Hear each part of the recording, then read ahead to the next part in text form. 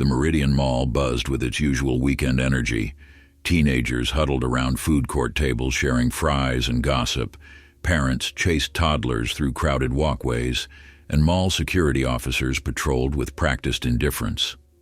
Among the Saturday shoppers was Marcus Johnson, a 34-year-old father of two who moved through the crowd with unhurried confidence, dressed in dark jeans and a simple gray hoodie pulled halfway over his head. It was early October, and the mall's air conditioning battled stubbornly against the lingering summer heat, leaving the massive building in that peculiar state of being simultaneously too hot and too cold. Marcus checked his watch. 2:17 p.m. He had about 40 minutes before he needed to meet Zoe, his 16-year-old daughter, at the main entrance. She was shopping with friends, celebrating her birthday in that distinctly teenage way that required parental funding, but absolutely zero parental presence.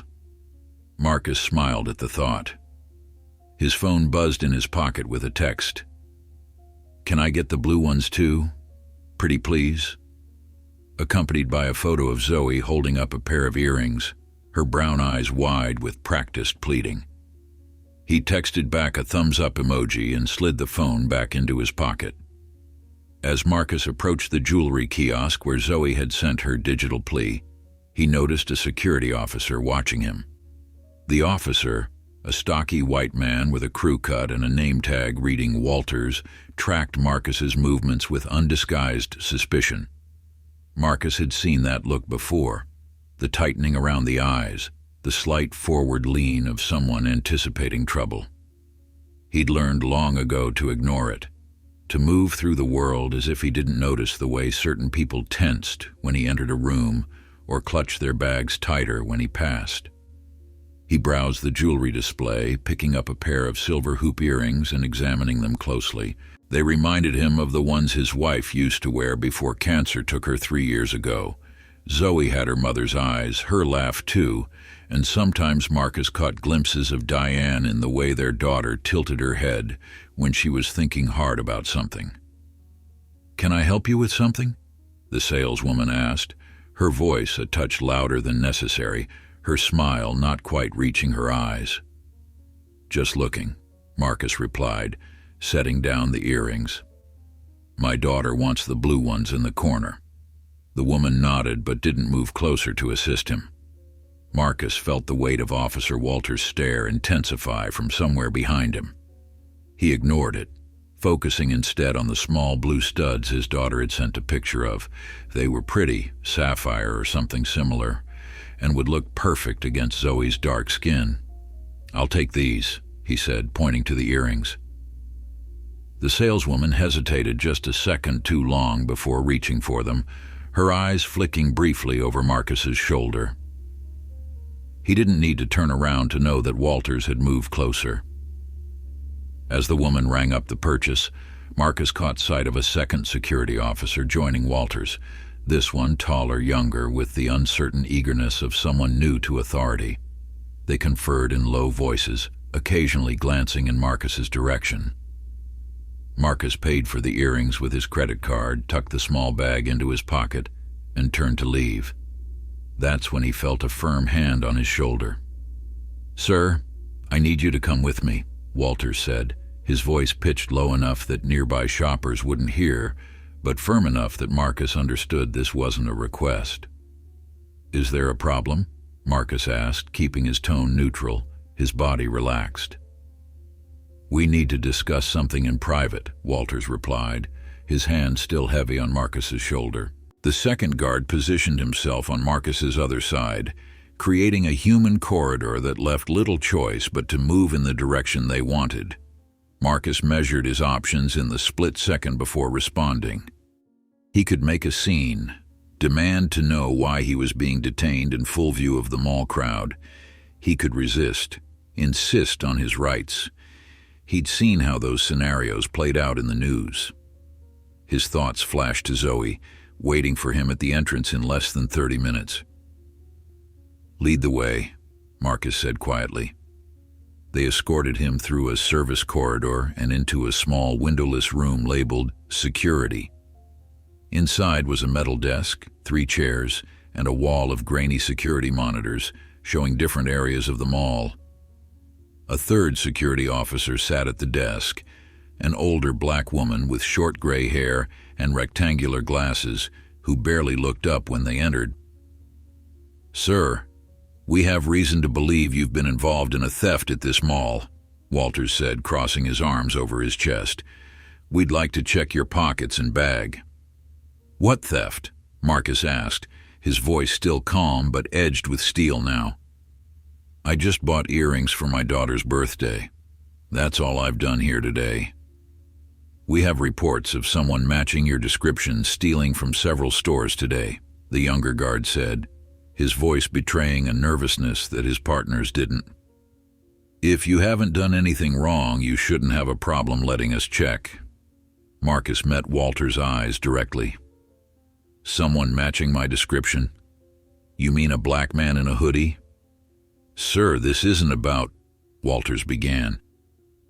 "I think we both know exactly what this is about," Marcus interrupted. "I'm not emptying my pockets. I haven't stolen anything, and you have no right to detain me." The tension in the small room ratcheted up several notches. The black woman at the desk finally looked up, her expression unreadable as she observed the standoff. "If you refuse to cooperate, we'll have to call the police," Walter said, his hand drifting to the radio on his belt. "Go ahead," Marcus replied.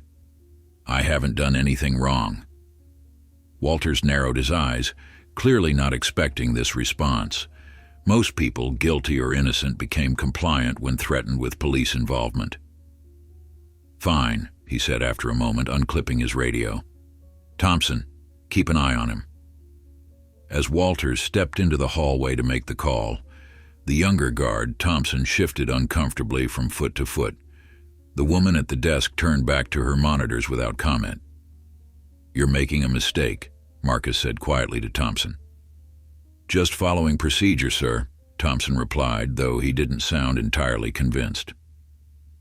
15 minutes later, 2 police officers arrived, a white man and a Latina woman, both in their 30s. By this time, Walters had already checked the security footage from the stores where thefts had allegedly occurred, but had found nothing conclusive linking Marcus to any crime. "What's the situation?" the male officer asked, his name tag reading Officer Brennan. Walters explained their suspicions while Marcus stood silently, his arms crossed. When Walters finished, Officer Brennan turned to Marcus. "Sir, can I see some identification?" "Am I under arrest?" Marcus asked. "No, but—" "Then I'm not obligated to show you ID," Marcus said calmly. "I haven't committed any crime, and these men have detained me based solely on my appearance." Officer Brennan's expression hardened. "Sir, we can do this the easy way or the hard way." "I'm aware of my rights, officer," Marcus replied. "Unless you're arresting me for a specific crime, I'm free to go." The female officer, whose name tag read Officer Rodriguez, stepped forward. "Sir, please understand we're just trying to clear this up.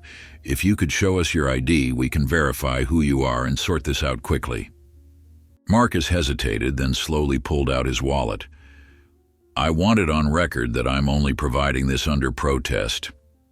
He handed his driver's license to Rodriguez, who examined it carefully. Her eyes widened slightly. "Marcus Johnson?" "That's right," he replied. She showed the ID to her partner, whose expression shifted almost imperceptibly.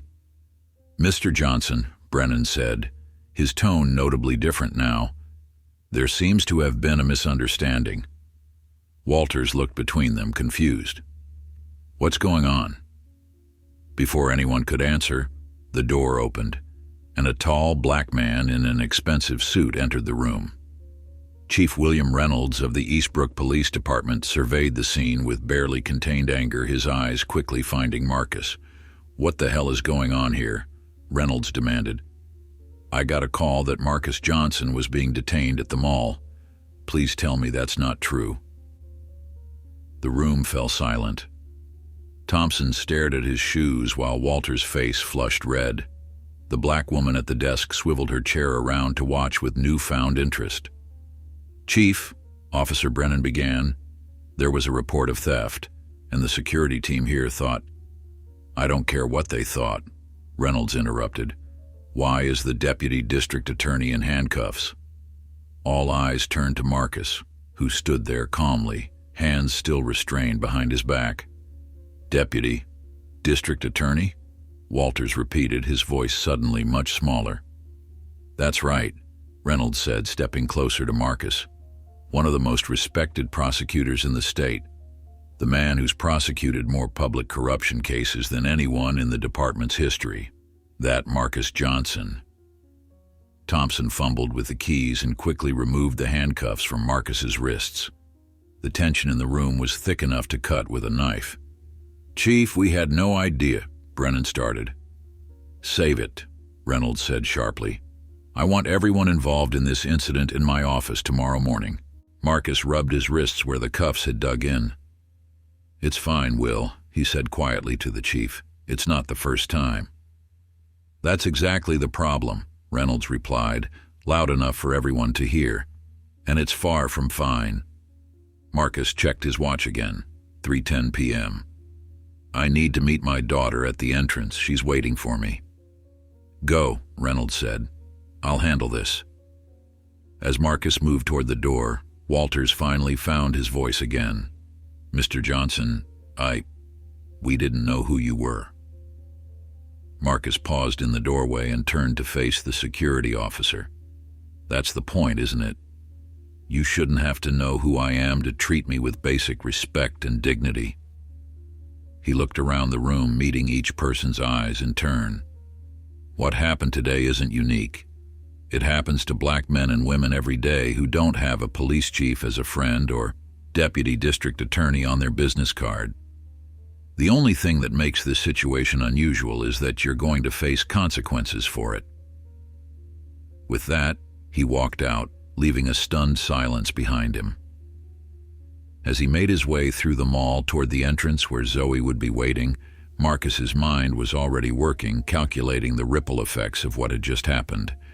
For years, he'd been trying to change the system from within, case by case, law by law. Maybe this incident, as humiliating as it had been, would provide leverage for something bigger. Zoe was sitting on a bench near the mall entrance, surrounded by shopping bags, her head bent over her phone. When she spotted her father approaching, her face lit up, then immediately fell as she registered his expression. "Dad, what's wrong?" she asked, standing up and slinging her backpack over her shoulder.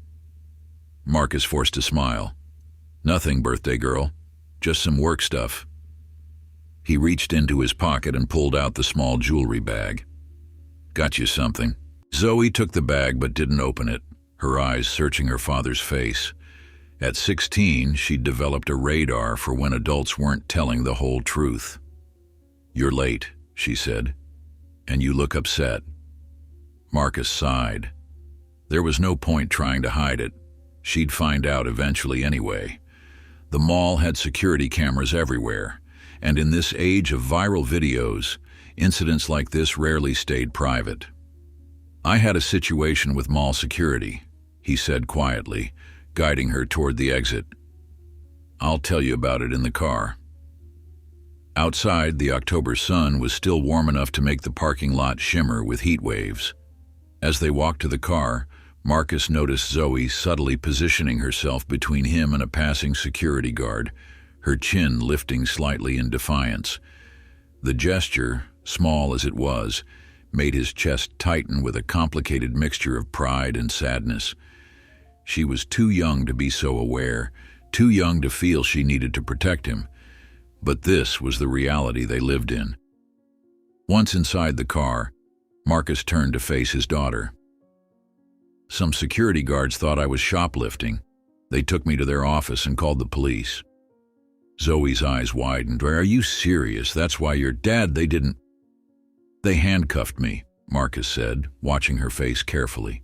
"But Chief Reynolds showed up and sorted things out." Zoe sat in stunned silence for a moment, then her expression darkened. "Because of how you look. That's why they stopped you?" Marcus nodded, starting the car. Pretty much. That's so messed up, Zoe whispered, looking down at the jewelry bag still clutched in her hands. She opened it slowly and pulled out the blue earrings. For a moment she just stared at them, turning them over in her palm. They're beautiful, she said finally, her voice subdued. Thank you. Hey. Marcus reached over and squeezed her shoulder. Don't let what happened ruin your birthday. Those idiots don't deserve that power. Zoe gave him a small smile, but her eyes remained troubled. Are you going to do something about it? The question hung in the air as Marcus pulled out of the parking lot. It was the same question he'd been asking himself since walking out of that security office. As a prosecutor, he'd dedicated his career to justice, to making the system work the way it was supposed to. But he'd also seen its limitations up close, watched how easily it could fail the people it was meant to protect. Yeah, he said finally. I think I am. The drive home was mostly quiet, Zoe lost in thought beside him. Marcus's phone buzzed several times, texts from Chief Reynolds, no doubt, but he ignored them. Right now, he just wanted to be a dad taking his daughter home after her birthday shopping trip. Their house was modest, by prosecutor standards, a 3-bedroom ranch-style home in a mixed-income neighborhood. Marcus had bought it with Diane right after they got married, and even after her death he couldn't bring himself to move. Every corner held memories of her, and both he and Zoe found comfort in that continuity. As they pulled into the driveway, Marcus spotted his son's bike leaning against the garage door. Michael, 14 and growing like a weed, had stayed home to practice with his band, a chaotic collection of teenage boys who produced what they insisted was music. Is Aunt Teresa here yet? Zoe asked, gathering her shopping bags. Should be. She texted earlier saying she was bringing the cake around 4. Inside, the house was alive with the cacophony that was Michael's band practice. 4 teenage boys hunched over instruments in the finished basement, while Teresa, Marcus's sister-in-law, bustled around the kitchen preparing for Zoe's birthday dinner. There's the birthday girl, Teresa exclaimed, wiping her hands on a dish towel as Zoe and Marcus entered. She enveloped Zoe in a tight hug, then pulled back to examine her. 16. I can't believe it. You look more like your mother every day. Zoe beamed at the comparison.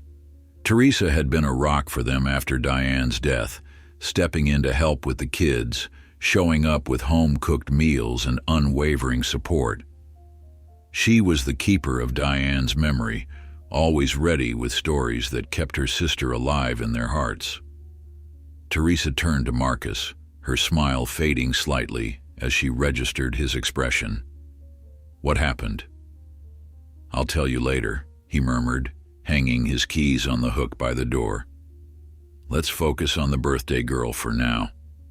Teresa gave him a look that said she wouldn't forget to ask, but nodded in agreement. Michael, she called down the basement stairs. Your sister's home. Wrap it up down there. The noise downstairs subsided, replaced by the thundering of teenage feet on the stairs. Michael emerged first. His hair swooped across his forehead in what Marcus assumed was the current style. Behind him trailed his 3 friends, all carrying various parts of their equipment. Happy birthday, sis, Michael said, giving Zoe an awkward side hug before turning to his dad. Can the guys stay for cake? Before Marcus could answer, his phone rang. He glanced at the screen. Chief Reynolds again. I need to take this, he said, stepping into his home office and closing the door. Will, what's up? Marcus. Reynolds' deep voice came through the speaker. How are you holding up? I'm fine, Marcus replied, sinking into his desk chair. It's Zoe's birthday, so I'm trying to focus on that right now. Understood. I won't keep you long, Reynolds said. But I thought you should know, this thing's already getting attention. Someone in the security office recorded part of what happened on their phone. It's starting to circulate. Marcus closed his eyes, a wave of weariness washing over him. Of course it is. How bad? It's from when I walked in and revealed who you are. The look on those officers' faces. Reynolds paused. It's actually pretty powerful footage, but I wanted you prepared in case you start getting calls. Thanks for the heads up, Marcus said. What's happening with the security guards? The mall's already issued a statement distancing themselves from the incident, calling it an unfortunate misunderstanding and promising an internal investigation.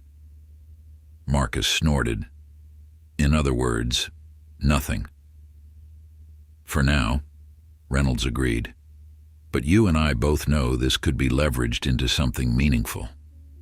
If you want to. The question that had been churning in Marcus's mind since he walked out of that security office resurfaced. Did he want to pursue this? Make it public? Use his position and influence to shine a light on what countless others experienced without recourse? I need to think about it, Marcus said finally. Right now, I'm just trying to give my daughter a normal birthday. Of course, take the weekend. But Marcus, Reynolds' voice turned serious. You have a platform here, a chance to make people listen who usually don't. After hanging up, Marcus sat at his desk for a long moment, staring at the framed law degree on his wall. Next to it hung a photo of him and Diane on the day he was sworn in as an assistant district attorney, both of them beaming, full of hope and purpose. What would she tell him to do now? A knock on the door interrupted his thoughts. Dad, Zoe's voice called. Aunt Teresa says dinner's ready. Coming, Marcus replied, pushing himself to his feet. The dining room was transformed for the occasion. Teresa had decorated with streamers and balloons, and a happy 16th birthday banner hung across one wall. Michael and his friends had been relegated to the kitchen table, while the dining room was set for Marcus, Zoe, Teresa, and Zoe's best friend Amara, who must have arrived while Marcus was on the phone. As they ate Teresa's famous lasagna, Zoe's favorite, the conversation flowed around him. Marcus tried to stay present, to laugh at the right moments and ask appropriate questions about school and friends, but his mind kept drifting back to the mall, to those handcuffs around his wrists, to the faces of the security guards when they realized who he was. Uncle Marcus? Amara's voice pulled him back to the present. Is it true? What happened at the mall today? The table fell silent. Zoe shot her friend a warning look, but the question was already out there. What have you heard? Marcus asked carefully. Amara held up her phone. It's all over social media. There's a video. Teresa's sharp intake of breath was the only sound in the room. Marcus reached for the phone, and Amara handed it over without hesitation. The video was shaky but clear enough. It showed the moment Chief Reynolds walked into the security office, Marcus in handcuffs, and the revelation of his identity. The caption read, Black Deputy DA handcuffed for shopping while black at Meridian Mall. Watch security scramble when they find out who he is. The video already had thousands of views and shares. Dad, Zoe said quietly, everyone's talking about it. Marcus handed the phone back to Amara, his mind racing. The choice about whether to make this public had just been taken away from him. Later that night, after the cake had been eaten and the guests had gone home, Marcus sat on the back porch, nursing a glass of bourbon. The yard was illuminated only by the soft glow spilling from the kitchen windows and the distant security light from the neighbor's garage. Teresa joined him, sitting in the adjacent chair and pulling her cardigan tight around her shoulders against the evening chill. The kids are watching a movie, she said. Michael finally changed out of those ridiculous ripped jeans. Marcus smiled faintly. Thanks for today, for everything. Teresa was quiet for a moment. Diane would be proud of them, she said finally. Of all of you. Even me? Marcus asked, swirling the amber liquid in his glass. Especially you. Teresa turned to face him. What are you going to do about what happened today? Marcus took a sip of his bourbon before answering. I don't know that I have much choice anymore. The video's out there. There's always a choice, Teresa countered. You could issue a statement, close ranks, let it blow over, or you could use it. Use it, Marcus repeated. That's what Will said too. He's right. Teresa's voice was firm. Marcus, you've spent your career trying to fix the system from the inside, case by case. Maybe this is a chance to do something bigger. Or maybe it's just another black man being harassed that people will forget about in a week, Marcus replied, a rare edge of bitterness in his voice. Not this time, Teresa said quietly. This time it's a deputy district attorney. This time there's video. This time it's you. Before Marcus could respond, his phone lit up with an incoming call. It was Linda Chen, the district attorney herself, his boss. He showed Teresa the screen. Go, she said. Sounds like the choice is making itself. Marcus accepted the call. Linda, I was going to call you tomorrow. Marcus, I just saw the video. Linda Chen's voice was tight with contained anger. Are you all right? I'm fine, Marcus replied, standing up and walking to the edge of the porch. Teresa slipped back inside, giving him privacy. It's my daughter's birthday dinner. I was going to call you in the morning. I understand, and I'm sorry to interrupt, Linda said. But this is already becoming a media situation. The mayor's office has called twice, and 3 news outlets have reached out for comment. Marcus pinched the bridge of his nose. That was fast. These things always are nowadays. There was a pause, the sound of papers shuffling. I need to know what you want to do. The department can issue a statement condemning what happened, expressing our full support for you. We can keep it professional, focused on the misconduct rather than making it too personal. And then what? Marcus asked. Everyone forgets about it in a week and nothing changes? Linda was quiet for a moment. What are you thinking? Marcus looked through the window at his children in the living room. Zoe was curled up on one end of the couch, her new earrings catching the light when she moved her head. Michael sprawled on the floor, absorbed in the movie but occasionally checking his phone, probably seeing the same video his sister's friend had shown them at dinner. I'm thinking this matters beyond me, Marcus said finally. I'm thinking about what happens to the people who get detained like that, who aren't deputy DAs, who don't have the chief of police as a friend. You want to make a statement, Linda observed. There was no judgment in her voice, just understanding. Yes, but not just a statement to the press, Marcus clarified. Something more significant. There was a brief silence on the line. The annual law enforcement conference is next week, Linda said slowly. You're already scheduled to speak about prosecutorial ethics. This could be an opportunity. The Eastern Regional Law Enforcement Conference was a major event, attended by police departments, prosecutors, and criminal justice officials from 6 states. Marcus had been preparing his presentation for months, a somewhat dry but important talk on ethical standards for prosecutors. Would you support me changing the focus of my presentation? Marcus asked. To discuss what happened today? Absolutely, Linda replied without hesitation. But Marcus, be prepared, not everyone will be receptive. There will be pushback. I know, Marcus said. But if not now, when? If not me, who? That's why I hired you, Linda said, a smile in her voice now. Your office, 9 a.m. Monday. We'll strategize. And Marcus, try to enjoy the rest of your daughter's birthday. This will all be waiting for you tomorrow. After hanging up, Marcus stood on the porch for a few minutes more, watching the stars emerge in the darkening sky. The weight of what he was contemplating settled on his shoulders. He'd spent his career working within the system, believing he could change it incrementally, case by case. Now he was preparing to challenge it directly, to use his own experience to expose its fundamental flaws, the potential consequences, both professional and personal, weren't lost on him. When he returned to the living room, Zoe glanced up, a question in her eyes. He gave her a reassuring smile and settled into the armchair, trying to focus on the movie. But his mind was already racing ahead to Monday, to the speech he would write, to the stance he would take. By Sunday night, the video had gone viral nationwide. Marcus's phone rang constantly with calls from reporters, colleagues, and old law school friends.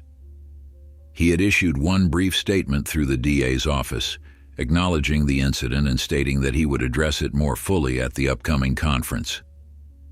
Otherwise, he kept his head down, helping Zoe with her biology homework and taking Michael to his basketball practice, trying to maintain some semblance of normalcy. Monday morning arrived with a sense of inevitability. Marcus dropped the kids at school and headed to the courthouse, steeling himself for the day ahead. The building's grand limestone facade had always inspired a sense of purpose in him, a reminder of the ideals the justice system was meant to uphold. Today, it felt like both a challenge and a promise. As he walked through the employee entrance, Marcus noticed the security guard, a man who had nodded to him perfunctorily every day for years, straighten up and offer a more respectful, "Good morning, sir." News traveled fast. In the elevator, an assistant public defender who had opposed Marcus in court dozens of times cleared his throat awkwardly. "Hey, I just wanted to say, what happened at the mall, that was messed up. I'm sorry that happened to you." Marcus nodded his thanks as the elevator doors opened. Word had spread throughout the legal community, and everyone was watching to see how he would respond. Linda was already waiting in his office when he arrived, 2 cups of coffee on the desk beside a stack of printouts, news articles about the incident. "It's everywhere," she said without preamble. "National outlets picked it up this morning. Deputy DA handcuffed while shopping for daughter's birthday gift. The optics couldn't be worse for them all. Or better for starting a conversation," Marcus replied, setting down his briefcase and taking the coffee she offered. Linda studied him over the rim of her cup. At 52, she was the youngest district attorney in the county's history and the first Asian American woman to hold the position. Her political instincts were razor sharp, but she'd always balanced them with a genuine commitment to justice. "The conference organizers called," she said. "They're concerned about your change of topic." "Concerned," Marcus repeated flatly. "They use the word political. I reminded them that civil rights aren't political, they're constitutional." Linda's smile was thin. "They backed down, but I expect there will be some uncomfortable people in that audience." "Good," Marcus said. "Uncomfortable is where change starts." They spent the next hour outlining his new presentation. Linda was fully supportive but pragmatic, helping him frame his points in ways that might penetrate the defenses of even the most resistant listeners. "Remember who you're talking to," she advised. "These aren't activists or academics. They're cops and prosecutors who believe in the system because they're part of it. If you want them to listen, you need to speak as one of them." By the time Linda left, Marcus had a clear direction for his speech. He spent the rest of the morning drafting it, pausing only when his assistant knocked to tell him Chief Reynolds had arrived. Will Reynolds filled the doorway of Marcus's office, his broad shoulders straining against his dress uniform. At 58, with salt and pepper hair cropped close to his scalp, he carried himself with the assurance of someone who had risen through the ranks on merit, overcoming the obstacles that had been placed in his path as a black officer in a predominantly white department. "You look terrible," Reynolds said by way of greeting. Marcus laughed despite himself. "Thanks. Coffee?" "Please." Reynolds settled into the chair across from Marcus's desk. "I just came from a meeting with the mall management. They're scrambling to contain the PR disaster, offered to fire the security guards involved." "And what did you say?" Marcus asked, pouring coffee from the pot on his credenza. "I said firing a couple of minimum wage guards wouldn't solve the underlying problem," Reynolds replied. They didn't love that. Marcus handed him the coffee. No, I imagine they didn't. Reynolds took a sip, his eyes never leaving Marcus's face. How are the kids handling it? Zoe's angry, determined, says she wants to be a civil rights attorney now. Marcus smiled faintly. Michael's trying to process it in his own way. His band wrote a song called Handcuffed for Nothing yesterday. Reynolds winced. That bad, huh? Let's just say they won't be getting a record deal anytime soon. Marcus's smile faded. Will, I'm changing my presentation for the conference.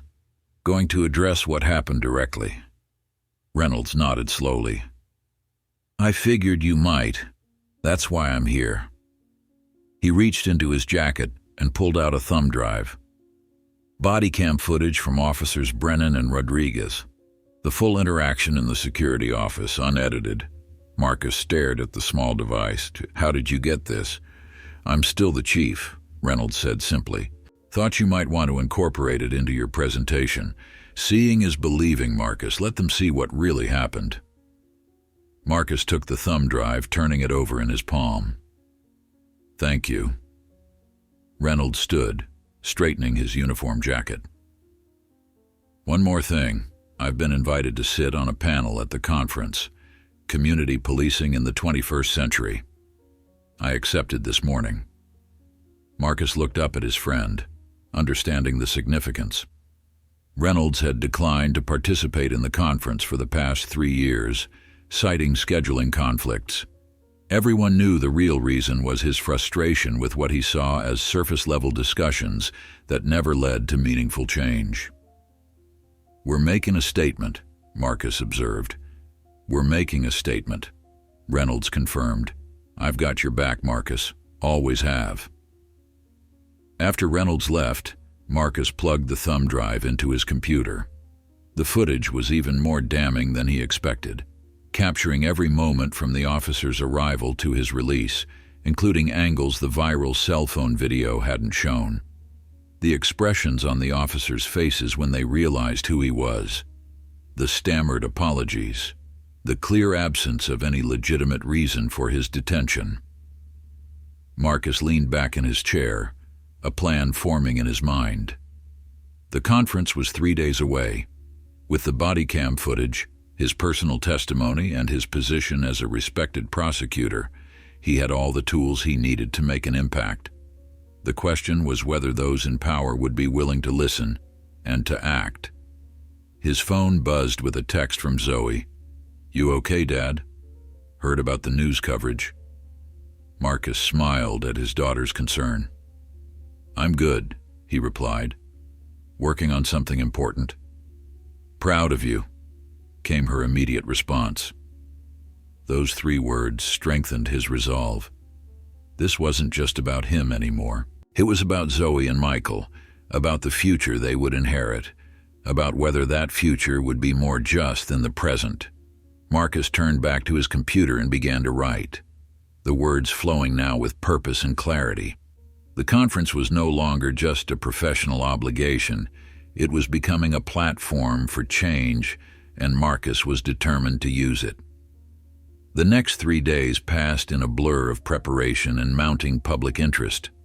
Marcus declined all interview requests, focusing instead on crafting his presentation and managing his regular caseload. By Wednesday, the story had evolved from a viral video to a national conversation piece.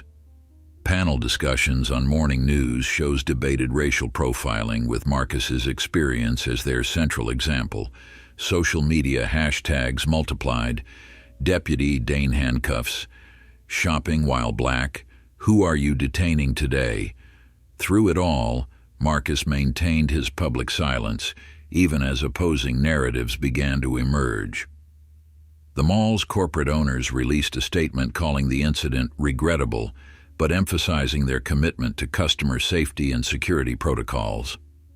A police union representative went on a conservative talk show suggesting that Marcus should have complied more readily, saying, even prosecutors aren't above showing ID when asked by law enforcement.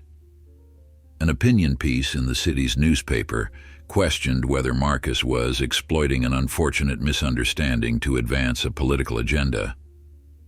On Wednesday afternoon, as Marcus reviewed the final draft of his speech, his assistant buzzed to say Mayor Harrington was on the line. "Marcus, how are you holding up?" The mayor's voice was warm with practiced concern. "I'm fine, Richard. Just busy preparing for the conference. That's actually why I'm calling." The mayor cleared his throat. "I've been hearing some concerns about your presentation. There's worry it might be divisive." Marcus leaned back in his chair. "Who's worried? The police union, the mall owners?" "Various stakeholders," Harrington hedged. "Look, Marcus, you know I support you. What happened was inexcusable. But there are ways to address this that don't create unnecessary tension between law enforcement and the prosecutor's office." "You mean ways that don't make powerful people uncomfortable," Marcus translated. The mayor sighed. "I'm just suggesting a more measured approach. Maybe focus on training and policies rather than systemic issues. Frame it as an isolated incident rather than a symptom of a larger problem." "Is that what you think it was? An isolated incident?" There was a telling pause before the mayor answered. "What I think isn't the issue. The issue is maintaining working relationships across departments and avoiding political backlash that could hamper your ability to do your job effectively." Marcus stared out his office window at the city skyline. The mayor wasn't wrong about the potential consequences. His daily work required cooperation from the same institutions he was preparing to critique. But the alternative, diluting his message to make it more palatable, felt like a betrayal. "I appreciate your concern, Richard, but I need to do this my way. Marcus, the conference starts tomorrow. My presentation is Friday morning. I guess we'll all find out what I have to say then." After hanging up, Marcus sat quietly for a moment, considering the forces aligning against him. The mayor was just the most direct example of the resistance he could expect. There would be others, some open, some working behind the scenes, all trying to minimize the impact of what he had to say. His phone buzzed with a text from Teresa. "Michael's school called. Need you to call them ASAP." Marcus frowned, dialing the school immediately. The assistant principal, Dr. Winters, answered on the second ring. "Mr. Johnson, thank you for returning my call. We have a situation with Michael that requires your attention." "What kind of situation?" Marcus asked, already reaching for his keys. "He was involved in an altercation with another student during lunch. No one was seriously hurt, but our zero-tolerance policy on fighting means an automatic 3-day suspension." Marcus closed his eyes briefly. "I'll be there in 15 minutes." The middle school's main office was quiet when Marcus arrived, most students back in class after lunch. Michael sat on a bench outside the principal's office, his shoulders hunched, eyes fixed on the floor. A small bruise was forming on his cheekbone. "Michael," Marcus said, crouching in front of his son. "What happened?" Michael glanced up, then quickly looked away. "Nothing." Before Marcus could press further, Dr. Winters emerged from her office. "Mr. Johnson, thank you for coming so quickly. Please come in. Michael can wait here." Inside her office, Dr. Winters, a thin woman with prematurely gray hair and wire-rimmed glasses, gestured for Marcus to sit. "I want to say first that I'm sorry about what happened to you at the mall," she began. "It's been a topic of discussion among our staff and students." "Including Michael's classmates, I'm guessing," Marcus said, understanding beginning to dawn. Dr. Winters nodded. "According to witnesses, another student, Jason Miller, made some insensitive comments about the incident. Said you probably did something to deserve it," Michael responded physically. Marcus sighed. "Has Jason been disciplined as well?" He's receiving a one-day in-school suspension for verbal provocation. Marcus raised an eyebrow. So Michael gets 3 days out of school for defending himself against racist comments, while Jason gets 1 day in school? Dr. Winters shifted uncomfortably. The policy on physical altercations is very clear, Mr. Johnson. I understand there were extenuating circumstances, but we have to be consistent. Consistent, Marcus repeated. Interesting word choice. 10 minutes later, Marcus and Michael walked to the car in silence. It wasn't until they were both inside that Marcus turned to his son. Want to tell me what really happened? Michael stared out the window. Jason was running his mouth. Said you must have been stealing, said that's what people like us do. His voice cracked slightly. I told him to shut up, he wouldn't. So I shut him up. Marcus's grip tightened on the steering wheel. Michael, look at me. He waited until his son met his eyes. I understand why you did it, but violence isn't the answer. Then what is? Michael demanded, suddenly angry. You're always talking about the system and justice, but they put you in handcuffs for nothing, and now I get suspended while Jason gets to sit in a classroom and do homework for 1 day. Where's the justice in that? The rawness in Michael's voice hit Marcus like a physical blow. He had been so focused on the broader implications of the incident that he hadn't fully registered its impact on his son, a 14-year-old boy trying to make sense of a world that could humiliate his father for simply existing in the wrong skin. You're right, Marcus said quietly. It's not fair. Not what happened to me, not what happened to you today. That's why I'm speaking at this conference, to try to change things. Michael looked skeptical. Will that actually do anything? I don't know, Marcus admitted, but I have to try, and you have to try too, to find better ways to stand up for what's right than using your fists. By the time they arrived home, Teresa was waiting, having left work early when Marcus called to explain what happened. She took one look at Michael's face and pulled him into a hug. He was too proud to return, but not strong enough to resist. Go change, she told him. Then we'll put some ice on that cheek. As Michael trudged upstairs, Teresa turned to Marcus. How bad is it? 3-day suspension. Could have been worse. Marcus ran a hand over his face. I need to call Linda, see if she can recommend a good family lawyer. I'm thinking about fighting the suspension. Teresa's eyebrows shot up. You? Mr. Play by the rules? Rules need to be fair to be worth following, Marcus replied. And this isn't fair. The other kid gets 1 day in-school suspension for racist provocation, while Michael gets 3 days out for responding. No, not acceptable. Teresa studied him for a moment. You know, you're different since Saturday. Am I? Yes. Before you were always careful, measured, like you were walking a tightrope. She smiled slightly. Now, you seem ready to cut the rope and see what happens. Marcus considered this. She wasn't wrong. For years, he'd navigated the justice system with pragmatic caution, working within its constraints to effect incremental change. The handcuffs had changed something fundamental in him, not just his perspective, but his patience. Maybe it's time, he said simply. That evening, after helping Michael with his homework and reviewing his presentation one last time, Marcus called the kids into the living room for a family meeting. I want to be clear with both of you about what's happening, he began.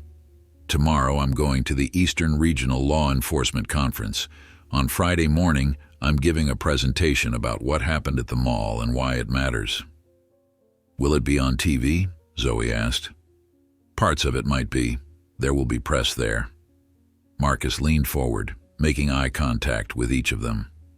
I want you to understand that by speaking out this way, I'm taking a stand that not everyone will like. There might be consequences for my career, maybe even for our family. Like what? Michael asked, his bruised face solemn. I could face professional backlash.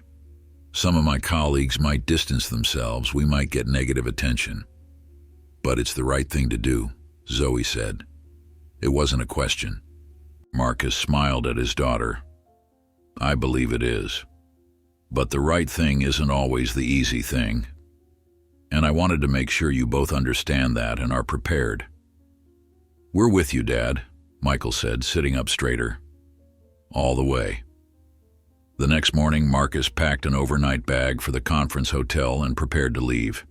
As he carried his luggage to the door, he found Zoe waiting for him, holding a small package. What's this? He asked. Open it, she said, a hint of nervousness in her voice. Inside the package was a silver tie clip. Engraved on its surface were 3 simple words: truth, justice, courage. I ordered it express shipping right after what happened, Zoe explained. I thought you might want to wear it when you give your speech. Marcus held the tie clip, feeling its weight in his palm, the weight of his daughter's expectations, her belief in him, her understanding of what he was about to do. It's perfect, he said, hugging her tightly. Thank you. The conference hotel was a gleaming high-rise in the center of the city, its lobby bustling with law enforcement officials from across the region. As Marcus checked in, he noticed the glances, the whispered conversations that paused when he walked by. He was already a focal point, even before saying a word. In his room, Marcus hung up his suit for the following day and fastened Zoe's tie clip to the tie he would wear, a silent promise to honor her faith in him. Then he settled at the desk with his laptop, making final adjustments to his presentation, knowing that whatever happened tomorrow, there would be no going back. The conference opened Thursday morning with the usual formalities: welcome speeches, acknowledgments of distinguished guests, and an overview of the schedule. Marcus sat near the back of the grand ballroom, observing the crowd of nearly 500 law enforcement professionals. Police chiefs in dress uniforms mingled with prosecutors in tailored suits and criminal justice academics in more casual attire. They represented departments and offices from across the eastern seaboard, a cross-section of the system Marcus was preparing to challenge. During the first coffee break, Marcus stood alone at a high-top table reviewing his notes. He'd chosen relative isolation deliberately, needing the mental space to prepare, but isolation wasn't to be. Marcus Johnson. The voice belonged to Franklin Hurst, the district attorney from a neighboring county, a man whose tough-on-crime approach had won him re-election 4 times in a deeply conservative district. Quite the celebrity these days. Marcus looked up, offering a polite nod. Frank, good to see you. Hurst leaned against the table, coffee in hand. Everyone's talking about your presentation tomorrow. Word is you're planning to use what happened at the mall to make some kind of statement. That's one way to put it, Marcus replied non-committally. Look, I get it. What happened was unfortunate. But these security guards, they're not trained like real law enforcement.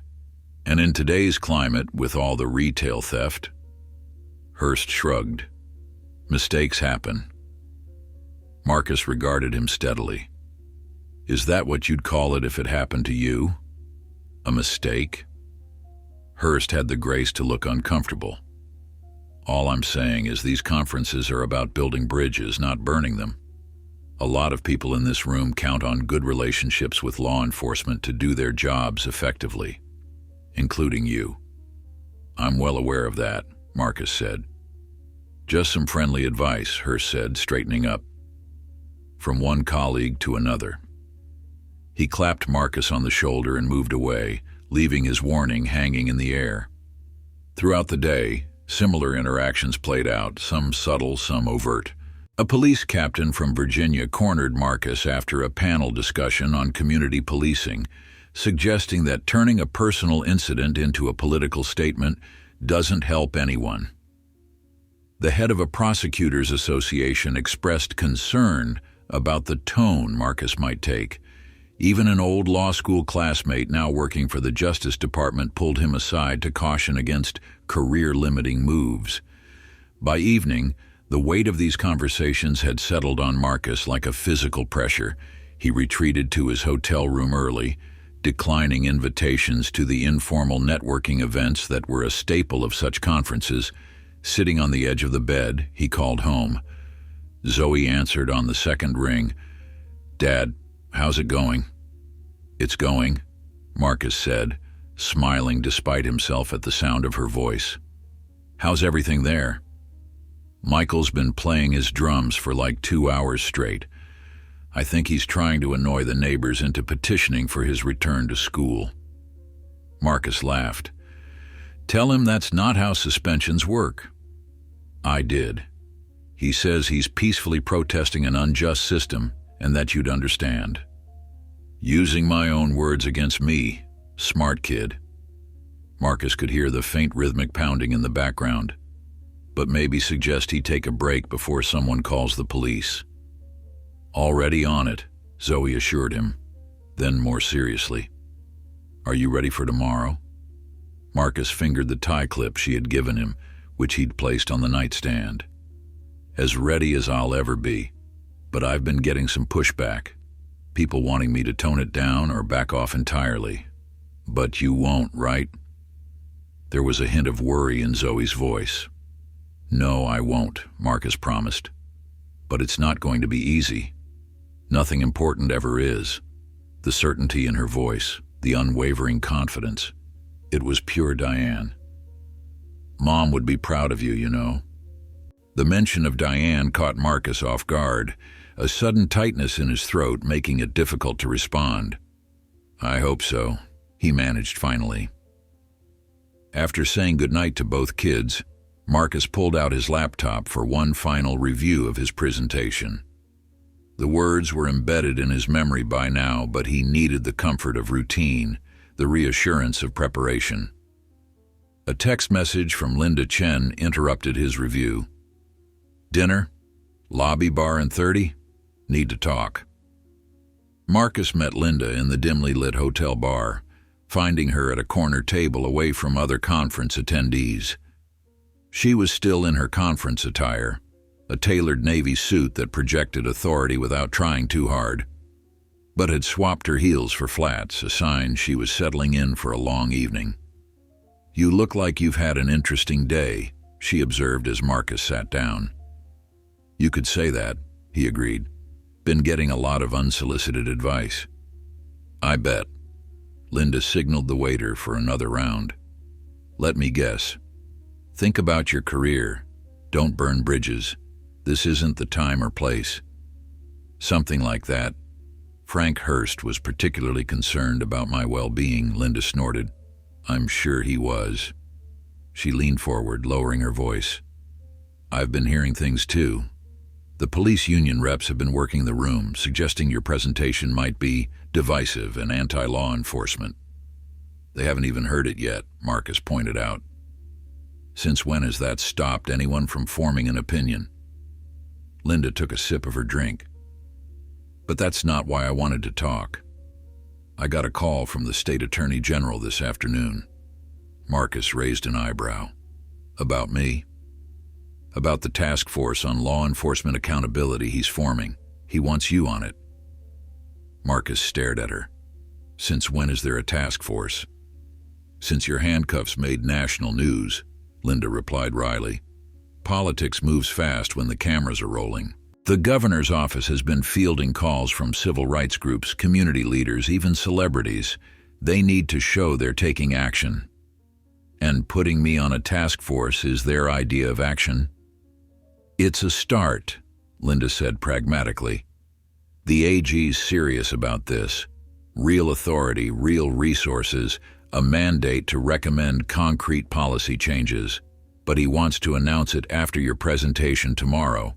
Use the momentum you'll generate." Marcus sat back, processing this information. A task force could be a substantive opportunity or a performative gesture designed to placate without delivering real change. It all depended on the details. and his ability to leverage the platform. "What do you think I should do?" he asked. Linda studied him for a moment. "I think you should give exactly the presentation you've prepared. Don't pull any punches. Make them uncomfortable. Make them listen. And then, when they're scrambling to respond, take the task force position and use it." Marcus nodded slowly. Linda had always been a strategist, able to see 3 moves ahead in the complex chess game of politics and justice. If she thought this was the right move, it probably was. "One more thing," she added, reaching into her bag. "The mall's corporate counsel sent this over today. They're eager to resolve the situation amicably." She slid a folder across the table. Inside was a settlement offer, a substantial financial sum in exchange for Marcus signing a non-disclosure agreement and releasing the mall from all liability. "They want to buy my silence," Marcus observed, closing the folder. "For $250,000, Linda confirmed. "Plus a public apology and termination of the security guards involved. And all I have to do is agree not to talk about what happened anymore." Marcus pushed the folder back toward her. "Not interested." Linda smiled, a hint of fierce approval in her expression. "I told them you'd say that, but I had to present the offer." Back in his room that night, Marcus found sleep elusive. He stood at the window, looking out at the city lights, rehearsing his speech in his mind. Tomorrow would be a defining moment, not just for his career, but for his understanding of his own purpose and power. His phone buzzed with a text from Chief Reynolds. "In the building. Got your back tomorrow. Sleep well, counselor." The simple message reassured him more than Reynolds could know. He wasn't standing alone. Friday morning dawned clear and crisp, the kind of perfect autumn day that seemed designed to lift spirits. Marcus dressed with careful attention, dark suit, white shirt, and the blue tie adorned with Zoe's gift. The tie clip caught the light as he fastened it, the words truth, justice, courage, a silent mantra as he prepared to face the day. The conference ballroom was packed when Marcus arrived. His presentation had been scheduled as the keynote for the day, and it seemed everyone wanted to witness it firsthand. Media representatives lined the back wall, their presence unusual for what would normally be a dry professional conference. The incident at the mall had transformed a routine presentation on prosecutorial ethics into a cultural moment. As Marcus made his way to the front of the room, he spotted familiar faces in the crowd. Linda Chen in the third row, her expression supportive but composed. Chief Reynolds near the aisle, ramrod straight in his dress uniform. Even Mayor Harrington had made an appearance, sitting with city officials near the front, a political calculation that could cut either way depending on how the speech was received. When Marcus took the podium, a hush fell over the room. Hundreds of eyes fixed on him, some curious, some wary, some openly hostile. He adjusted the microphone and surveyed the audience before speaking. "Good morning," he began, his voice steady. "The program says I'm here to talk about prosecutorial ethics. And I am, but not in the way many of you were expecting." He paused, allowing the tension to build slightly. 5 days ago, I was handcuffed and detained while shopping for my daughter's birthday present. I was profiled, treated as suspicious, and deprived of my liberty. Not because of anything I had done, but because of how I looked. The only reason this incident ended differently than countless others is that I happened to be a deputy district attorney with friends in high places. Marcus clicked a button, and the body cam footage began playing on the large screens flanking the stage. The room fell completely silent as the scene unfolded. Marcus in handcuffs, the arrival of Chief Reynolds, the shocked realization of who they had detained. When the footage ended, Marcus continued, his voice stronger now. "The question I've been asking myself since that moment isn't, why did this happen to me? The question is, What happens to all the people this happens to who don't have my position, my connections, or my resources? He looked around the room, making eye contact with different sections of the audience. As prosecutors, we talk about ethics as if they exist in a vacuum, as if our ethical obligations begin and end with following procedural rules and meeting legal standards. But true prosecutorial ethics demand more. They demand that we acknowledge and address the systemic inequities that shape every aspect of our justice system, from who gets stopped, to who gets charged, to who goes to prison. Marcus could feel the resistance from parts of the audience, the crossed arms, the averted gazes. But he pressed on. I've spent my career believing that I could change the system from within, case by case, decision by decision. I still believe that to some extent. But what happened to me last Saturday was a wake-up call. It showed me that no amount of professional accomplishment, no law degree, no title, can fully shield a black man from the assumptions and biases that permeate our society and our institutions.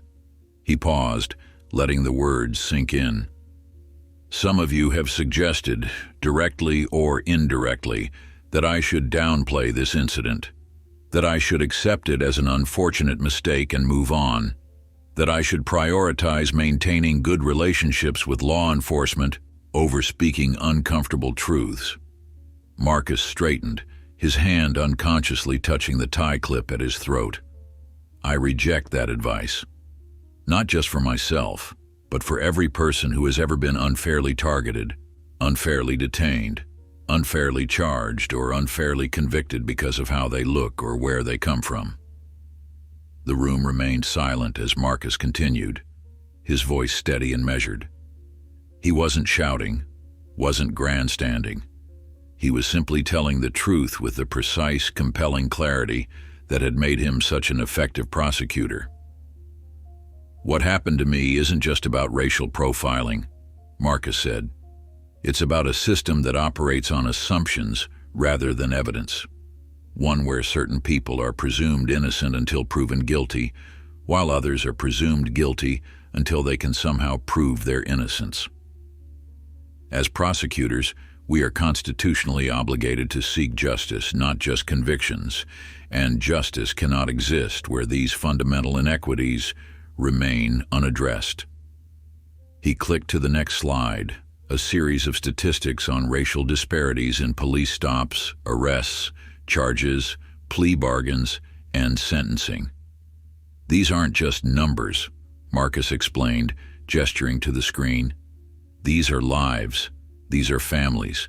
These are communities that have learned, through generations of experience, that the system we represent doesn't always work for them the way it works for others. From his position at the podium, Marcus could see the diverse reactions across the room. Some attendees nodded in agreement, their expressions somber and reflective. Others shifted uncomfortably, avoiding eye contact. A few wore barely concealed hostility on their faces. But they were all listening. And that was what mattered. I understand that this isn't easy to hear, Marcus acknowledged. We all entered this profession with the best intentions. We believe in the rule of law. We believe in justice. But belief isn't enough if we aren't willing to confront the ways our system falls short of its own ideals. He clicked to another slide, this one showing Michael's bruised face. This is my 14-year-old son, Michael, Marcus said, his voice softening slightly. 3 days ago, he was suspended from school for defending me against racist comments about what happened at the mall. The student who verbally attacked him received 1 day of in-school suspension. When I questioned this disparity, I was told the school was simply following policy, being consistent. Marcus paused, letting the image speak for itself before continuing.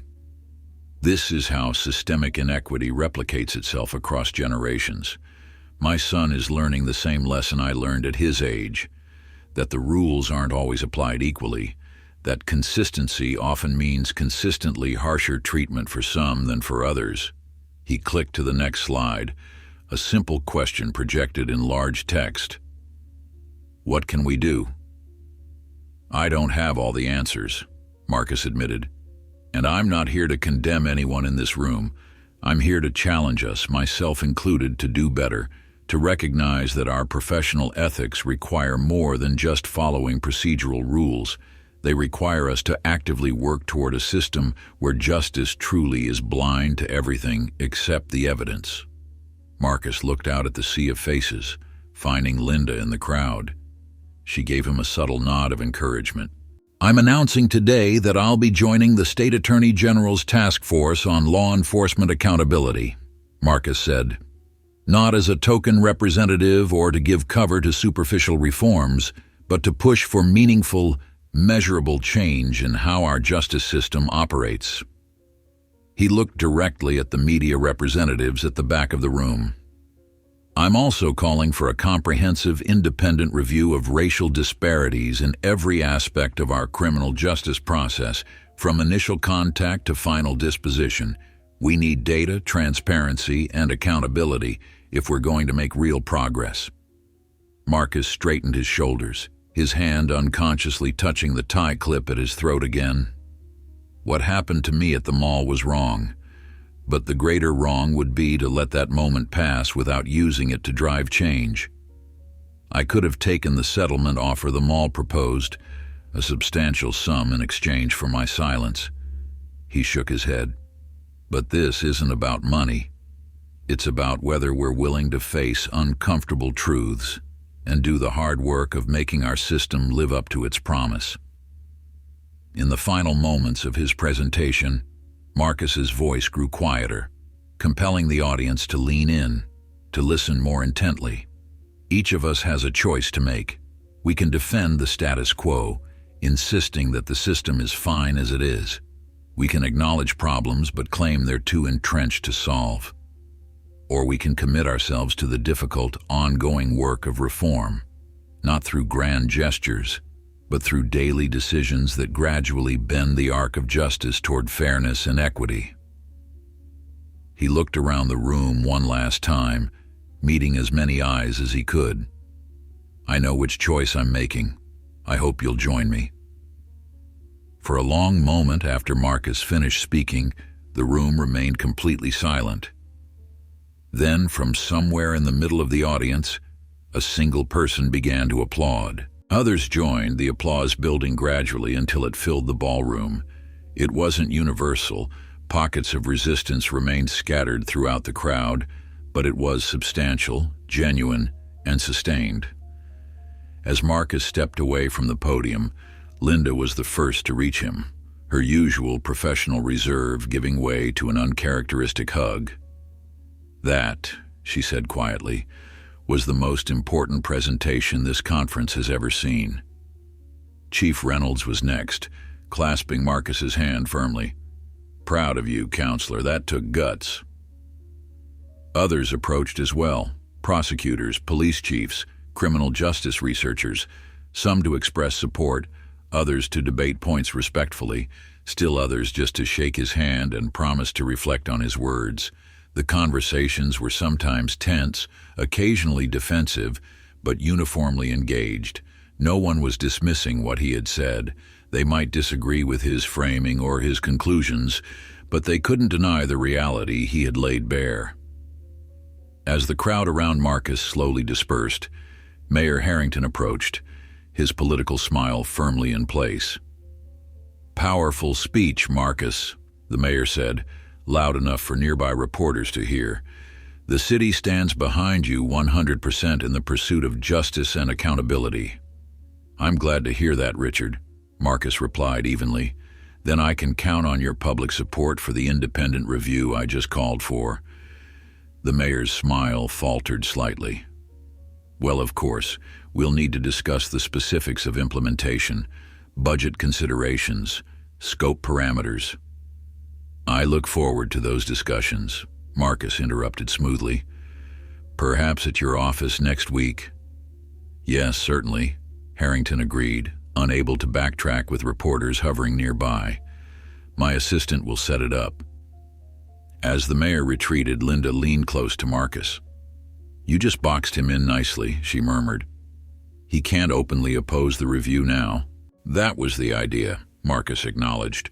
The remainder of the conference passed in a blur of interviews, impromptu discussions, and networking conversations. Marcus's speech had transformed the atmosphere of the entire event, shifting the focus from theoretical discussions of policy to concrete examinations of practice and outcome. Panels that might have been staid professional exchanges became passionate debates about substantive reform. Conversations in hallways and over meals centered on Marcus's challenge, not whether change was needed, but how to implement it effectively. By the time Marcus checked out of the hotel Saturday afternoon, the impact of his presentation had already spread far beyond the conference walls. News outlets across the country were running stories with headlines like "Deputy DA Uses Personal Experience to Challenge System" and "Handcuffed Prosecutor Calls for Justice Reform." Social media was flooded with clips from his speech, particularly the moment when he revealed the photo of his son and connected personal experience to systemic patterns. As Marcus drove home, his phone rang through the car's Bluetooth system. He didn't recognize the number but answered anyway. Marcus Johnson. "Mr. Johnson, this is Calvin Mitchell from the White House Office of Public Engagement. Do you have a moment to speak?" Marcus's hands tightened slightly on the steering wheel. "I do." "The president saw your speech this morning," Mitchell said without preamble. "He was impressed by your candor and your constructive approach to a difficult issue. He's convening a roundtable discussion next month on criminal justice reform and would like you to participate." For a moment, Marcus was speechless. When he found his voice, he kept his tone measured. "I'd be honored to participate, Mr. Mitchell, but I want to be clear that I'm not interested in a photo opportunity.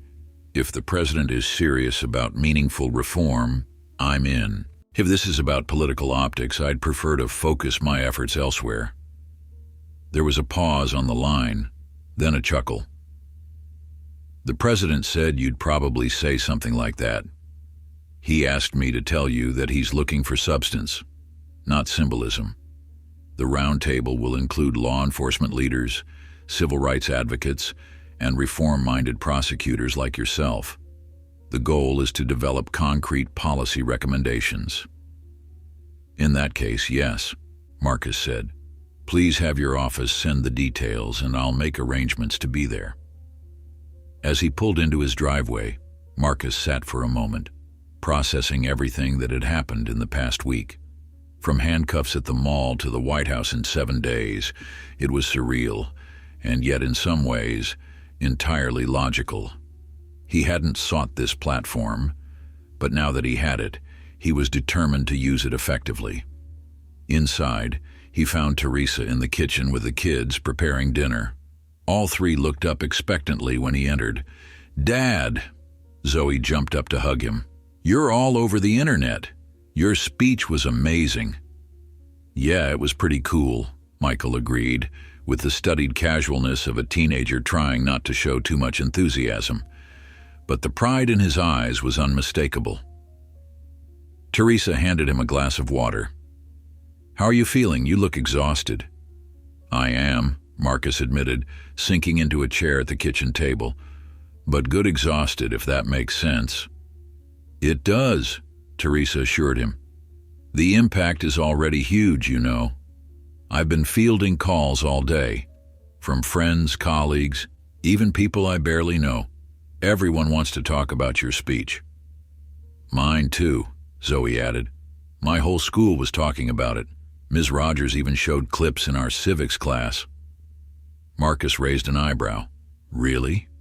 "Yeah," Zoe confirmed. She said it was an exemplary demonstration of democratic engagement and civil discourse. "Oh, and Principal Adams called. He wants to talk to you about Michael's suspension. I think they're reconsidering." Michael looked up from his phone. "For real?" "That's what he said," Zoe shrugged. "Something about reviewing disciplinary practices for consistency and fairness. He used a lot of your exact words, Dad." Marcus smiled, the first genuine smile he'd felt all day. For all the press coverage and political attention, this small local impact, a school principal rethinking his approach to discipline, felt more meaningful than a call from the White House. As the family sat down to dinner, Marcus's phone continued to buzz with notifications, calls, and messages. But for now, he ignored it, focusing instead on the 3 people who mattered most. There would be time for interviews and task forces and White House roundtables. Tonight was for family. Later, after the kids had gone to bed, Marcus sat on the back porch with Teresa, sharing a bottle of wine in the quiet of the evening. "You know, this is just the beginning," Teresa said after a while. "Things are going to get more complicated, not less." "I know," Marcus nodded. "There will be pushback. People who were nodding along today will start backpedaling once they realize what real change would mean. The status quo has powerful defenders." "Are you ready for that fight?" Teresa asked, studying his face in the dim porch light. Marcus thought about Zoe's tie clip, about Michael's bruised face, about all the people who had experienced what he had but lacked his platform and privilege. "I am," he said simply. "Not because I want it, but because it's necessary." Teresa reached over and squeezed his hand. "Diane would be so proud of you right now." As they sat in companionable silence, Marcus's mind was already working, planning next steps, anticipating obstacles, identifying potential allies. The path forward wouldn't be easy or straight. There would be setbacks and compromises, moments of progress and periods of frustration.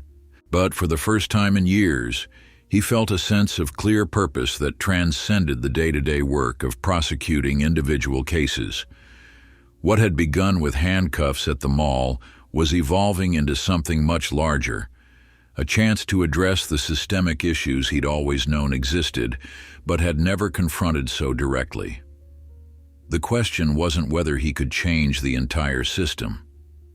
The question was whether he could use his experience, his position, and his voice to move it, even slightly, in the right direction. And that, Marcus decided, was a question worth answering with the rest of his career. The week following the conference was unlike anything Marcus had experienced in his career. His speech had struck a nerve resonating far beyond the confines of legal and law enforcement circles. It seemed everyone had an opinion on what he'd said and what it meant, from cable news pundits to social media commentators to everyday people discussing it over dinner tables. Marcus returned to work on Monday to find his office inundated with calls, emails, and interview requests. Linda had assigned an assistant to help manage the deluge, but even with the extra support, it was overwhelming. Between the media attention, his regular caseload, and preparations for the AG's task force, Marcus barely had time to breathe. "You need to set boundaries," Linda advised during a brief meeting between his court appearances. "You can't respond to everyone. We need to be strategic about which platforms and audiences are most valuable for advancing the cause." Marcus nodded, grateful for her pragmatism. "What about the office? Any blowback internally?" Linda's expression turned wry. "Let's just say opinions are divided. Most of the younger prosecutors are inspired. You've become something of a hero to them. The old guard is more cautious, concerned about relations with law enforcement, worried about how all this might affect case cooperation." She shrugged. "About what you'd expect." "And the police department?" "Chief Reynolds is running interference there. But you should know that the union released a statement this morning expressing concern about the divisive rhetoric targeting dedicated officers." Linda rolled her eyes. Apparently, asking for accountability is now divisive rhetoric. Marcus wasn't surprised. He'd expected pushback. What he hadn't expected was the volume and intensity of support he was receiving, particularly from the communities most affected by the issues he'd highlighted. Community organizations were calling to request meetings. Church leaders wanted him to speak to their congregations. Student groups were organizing campus forums around the video of his speech. By Wednesday, it was clear that Marcus needed a more coordinated approach to manage this newfound platform. After consulting with Linda, he brought on Jasmine Parker, a former journalist with experience in both media relations and civil rights advocacy, to help him navigate the public attention and maximize its impact. "We need to focus your message," Jasmine advised during their first meeting in Marcus's office. "You've opened a door, but we need to be clear about what we want people to see on the other side. What's your end game here?" Marcus considered the question carefully. "Concrete policy changes, not just surface-level fixes or diversity training or public apologies. I want measurable shifts in how the system operates, from policing to prosecution to sentencing." Jasmine nodded, taking notes. "Specific examples?" "Revamped guidelines for reasonable suspicion and probable cause, mandatory tracking and public reporting of racial disparities in all stages of the criminal justice process, independent review of prosecutorial charging decisions, real consequences for patterns of biased enforcement." "Good," Jasmine said. "People connect with stories like yours, but they need to know what action those stories should drive. We'll package these goals into your media appearances and public statements." While Marcus worked to harness the momentum of his speech, developments were unfolding on other fronts as well. On Thursday morning, he received a call from Principal Adams at Michael's school. "Mr. Johnson, thank you for taking my call," Adams began, his tone considerably more deferential than during their previous interaction. "After careful review and consultation with our district legal counsel, we've decided to rescind Michael's suspension and expunge it from his record." "I appreciate that," Marcus replied. "And Jason Miller?" There was a brief pause. "We're reviewing all of our disciplinary policies to ensure they're being applied equitably. In the meantime, Jason will be required to attend additional educational sessions on bias and respectful communication." It wasn't a perfect resolution, but it was progress, a small ripple from the larger wave Marcus had created. When he told Michael the news that evening, his son's reaction was surprisingly measured. "That's cool," Michael said with a shrug that didn't quite hide his relief. "But what about other kids? What happens when someone else gets in trouble for standing up to racism?" The question was so perceptive, so aligned with Marcus's own thinking that he felt a surge of pride. "That's exactly the right question to ask," he told Michael. "And it's why policies need to change, not just individual decisions." Michael nodded, processing this. "Maybe I should start a student group or something. Get the school to look at all their rules, not just the ones that affected me." "I think that's a great idea," Marcus said. "Let me know how I can help." The next day, Marcus had his first meeting with the Attorney General's task force. The group was diverse by design: progressive and traditional prosecutors, police leadership, civil rights attorneys, community advocates, and academic experts. As they gathered around the conference table at the AG's office, Marcus could feel the tension beneath the professional courtesy. Attorney General Philip Watkins, a career prosecutor with political ambitions, opened the meeting with practiced diplomacy. "I want to thank each of you for agreeing to serve on this important task force. Recent events have highlighted the need for a thorough examination of our law enforcement practices and accountability measures." Marcus noted that Watkins carefully avoided directly mentioning the mall incident or Marcus's speech, keeping his framing deliberately broad and nonspecific. It was a politician's approach, acknowledging the issue without embracing it too closely. As introductions went around the table, Marcus studied his fellow task force members. Captain Sandra Diaz from the state police seemed genuinely engaged, making notes and asking thoughtful questions. Professor James Wilson from the State University Law School offered historical context for current disparities. Community activist Shanice Robinson spoke passionately about the impact of over-policing on minority neighborhoods. But there were also clear skeptics.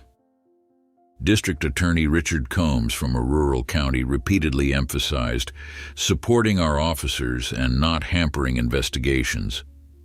Police Union Representative Tom McCarthy framed every issue in terms of officer safety and operational necessity. When it was Marcus's turn to speak, he felt all eyes in the room lock onto him. "I appreciate the Attorney General convening this task force," he began, choosing his words carefully. "I think we all share the goal of a justice system that's both effective and fair. Where we might differ is in our assessment of how far we currently are from that goal and what changes are needed to reach it." He paused, making eye contact around the table. "I'm not here to vilify law enforcement or prosecutors. I've spent my career as part of this system, and I know that most people in it are trying to do the right thing. But good intentions within a flawed system can still produce unjust outcomes. My hope is that we can set aside defensive postures and really examine the data, the patterns, and the practices that lead to disparate treatment." By the end of the 3-hour meeting, they had established working groups, set a meeting schedule, and outlined preliminary areas of focus. It was a start, though Marcus harbored no illusions about the challenges ahead. Real change would require more than task force recommendations. It would require political will, public pressure, and persistent advocacy. As Marcus drove home that evening, his phone rang with a number he didn't recognize. Answering through the car's speaker, he was surprised to hear the voice of Walter Green, the mall's head of security. "Mr. Johnson," Green said, his tone formal, "I hope I'm not disturbing you." "What can I do for you, Mr. Green?" Marcus asked, keeping his voice neutral. "I wanted to speak with you directly off the record." Green cleared his throat. "I've been reviewing our security protocols since the incident. The training we provide isn't adequate. Neither are our hiring practices or supervision procedures." Marcus waited, letting the silence draw more from the man. "I'm implementing changes," Green continued, "but I'd like your input if you're willing to provide it. Not for PR purposes. We've got consultants for that. I mean real advice on how we can do better." The request caught Marcus off guard. This wasn't the corporate damage control he'd expected. "Why come to me?" he asked. "There are professional organizations that specialize in this kind of training." "Because you experienced it firsthand," Green said simply. "And because you didn't just complain, you articulated the problem in a way that made me really understand it. Your speech, it changed my perspective." Marcus thought about it. This was precisely the kind of ground-level impact he'd hoped to have. "I'd be willing to review your proposed changes," he said finally. "But I'd want to bring in community representatives as well. People who have been dealing with these issues without the protection of a title or position." "That's fair," Green agreed. "Thank you." By the time Marcus arrived home, he felt the weight of the day in his shoulders and back. The house was quiet. Zoe was at a study group, and Michael was at basketball practice. He found Teresa in the kitchen prepping dinner. "You look beat," she observed, handing him a glass of water. "Long day," Marcus acknowledged, leaning against the counter. "Task force meeting, 3 court appearances, 2 media interviews, and a surprise call from the mall security director." Teresa raised an eyebrow. "The mall? What did they want?" Marcus explained Green's request as he helped chop vegetables for the salad. "It's a small thing, but it feels like a real shift. Someone wanting to change because they see the problem, not just because they're afraid of bad publicity."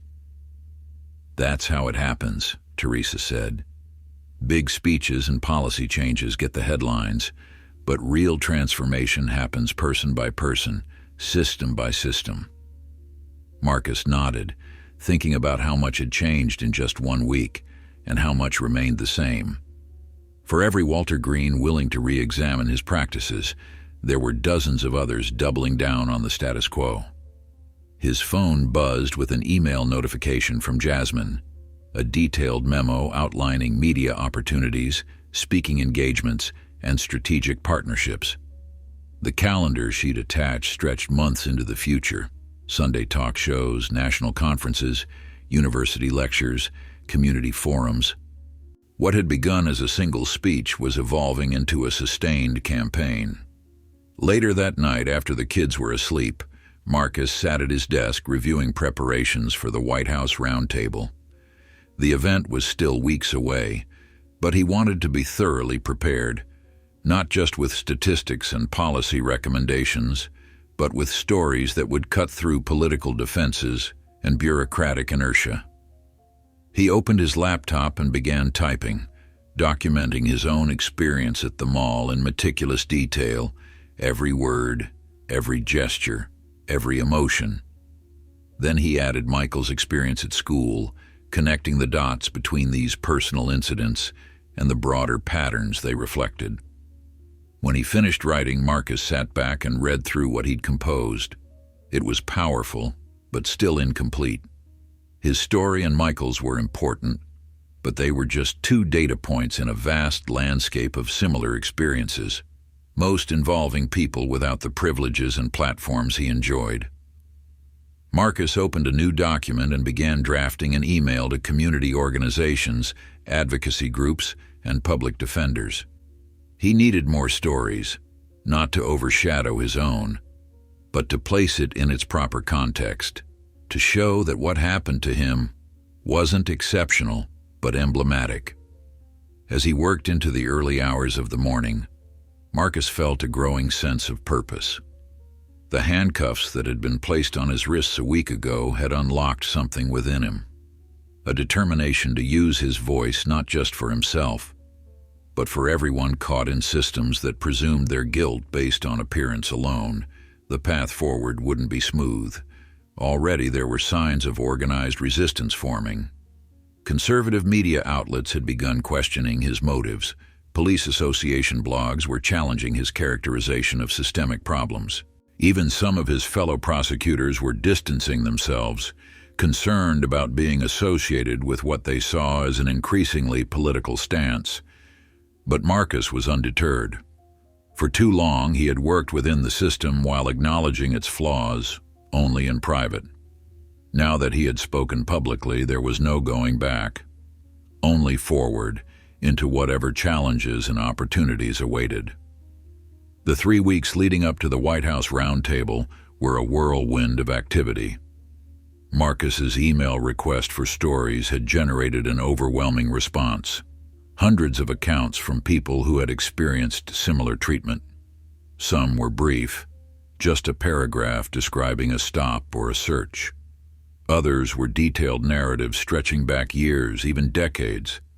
They came from professionals and students, from city dwellers and suburbanites, from elderly grandparents and teenagers, all sharing the common thread of being treated as suspicious because of how they looked. "There's so many," Zoe remarked one evening as she helped Marcus organize the submissions into a database. She had volunteered to assist, saying it would make a good project for her civics class, but Marcus suspected she simply wanted to be part of what he was doing. "And these are just the people who saw my speech and felt comfortable reaching out," Marcus pointed out. "For every story here, there are thousands more that go untold." With Jasmine's help, Marcus selected 20 representative stories that illustrated different facets of the issue, varying by location, circumstance, resolution, and demographic factors. These would form the backbone of his presentation at the White House, complementing the data and policy recommendations he was developing with a research team from the State University's Criminal Justice Program. As the roundtable approached, however, the pushback against Marcus's advocacy intensified. A police union newsletter published an article questioning his objectivity as a prosecutor. A conservative think tank released a report challenging the statistics he'd cited in his conference speech. Anonymous comments on legal blogs suggested he was playing the race card to advance his career. More concerning were the whispers within the prosecutor's office itself. Linda shielded Marcus from the worst of it, but he still heard about the closed-door conversations questioning whether his advocacy was compatible with his role as a deputy DA. "You need to be prepared," Linda warned during a private lunch. "There are efforts underway to force you to choose between your platform and your position." "Who's behind it?" Marcus asked, though he could guess. "The usual suspects," Linda replied. "People who benefit from the system as it is. People who see reform as an indictment of their careers. People who genuinely believe that the current approach to law enforcement is the only way to maintain public safety." "And where do you stand?" Marcus asked, studying her carefully. Linda met his gaze directly. "I support what you're doing, both as your boss and as someone who wants to see our system live up to its ideals. But I can't protect you indefinitely if this becomes a political firestorm." Marcus nodded, appreciating her honesty. "I understand, and I don't expect you to put your position on the line for me. Just be careful," Linda advised, "especially at the White House. All eyes will be on you, including those looking for any slip that could be used against you." The warning was timely. That same afternoon, Marcus received a call from Calvin Mitchell at the White House Office of Public Engagement. "We've had some pressure to adjust the format of the roundtable," Mitchell explained, sounding apologetic. "There's concern in certain quarters that the current structure might appear unbalanced." "Unbalanced," Marcus repeated flatly. "Meaning what exactly?" "They want to add more law enforcement voices," Mitchell said. "Specifically representatives from the National Sheriff's Association and the Fraternal Order of Police." Marcus pinched the bridge of his nose. "Both organizations that have publicly criticized my speech and dismissed the need for substantial reform." "Yes," Mitchell acknowledged. "But the administration believes that having everyone at the table is the only way to make progress. They're proposing a more moderated discussion format." Marcus understood the political calculus at work. The president couldn't afford to appear anti-police or too aligned with reform advocates.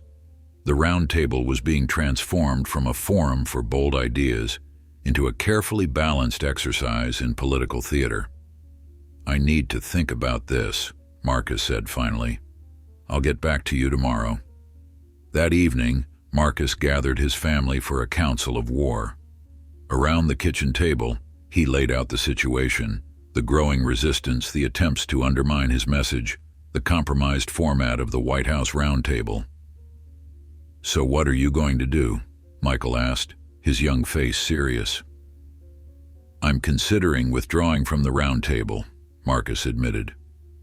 "If it's just going to be political theater where nothing substantive happens, I'm not sure I want to lend my credibility to it." "But isn't some platform better than none?" Zoe countered. "Even if it's not ideal, you'd still get to speak directly to the president." "Maybe," Marcus conceded. "But on their terms, in their framework, with their constraints." Teresa, who had been listening quietly, finally spoke. "What would Diane advise?" The question hung in the air. Marcus closed his eyes briefly, trying to channel the wisdom of his late wife. She had always been his moral compass, unfailingly able to distinguish between principled stands and pointless battles. "She'd tell me to go," Marcus said finally, "but on my own terms. To be strategic rather than reactive." "That sounds right," Teresa nodded. "So what are your terms?" Marcus thought for a moment.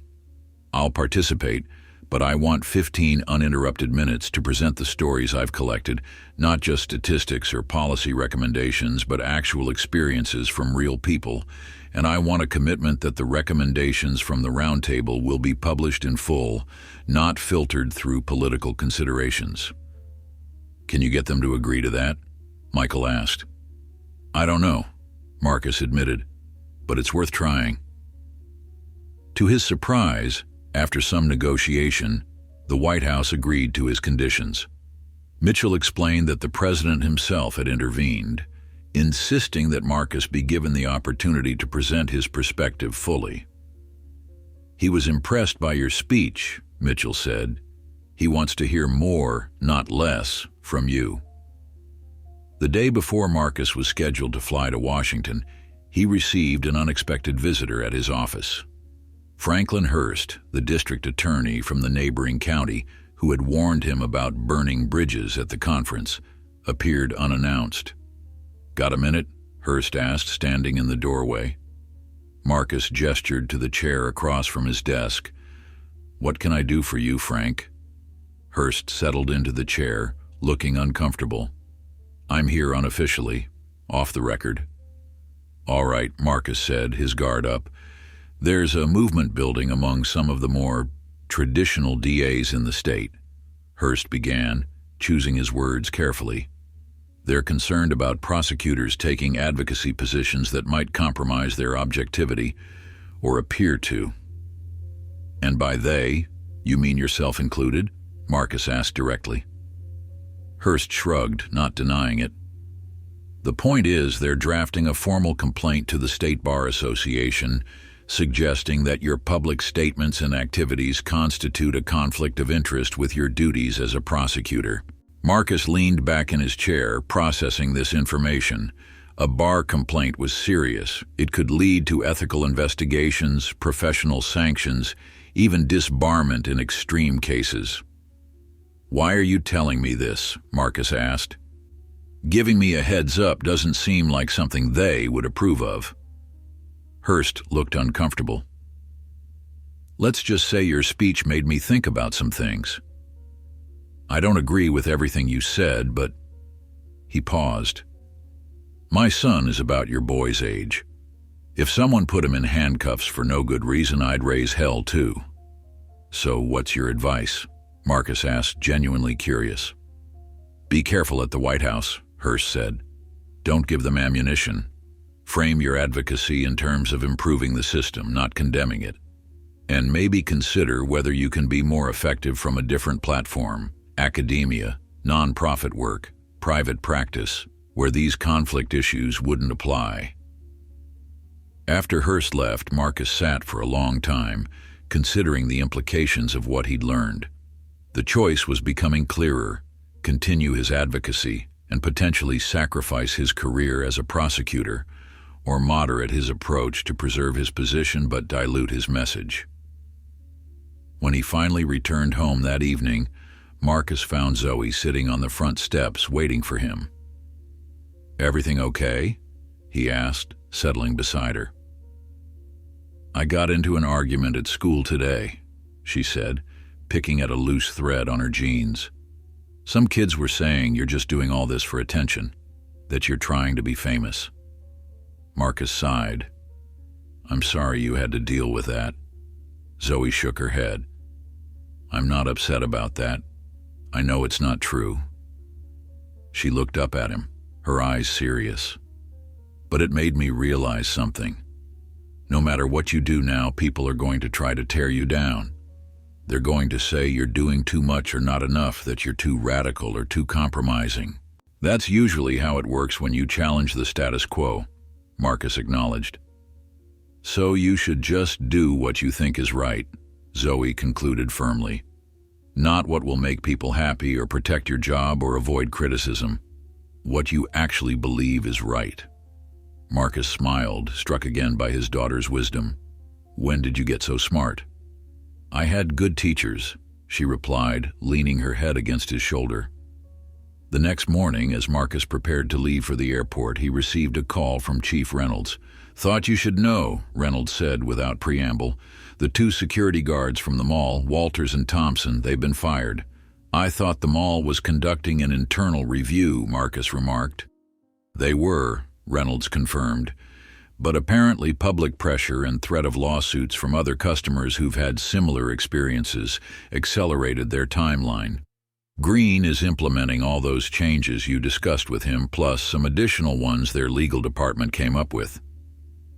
It was a small victory in the grand scheme of things.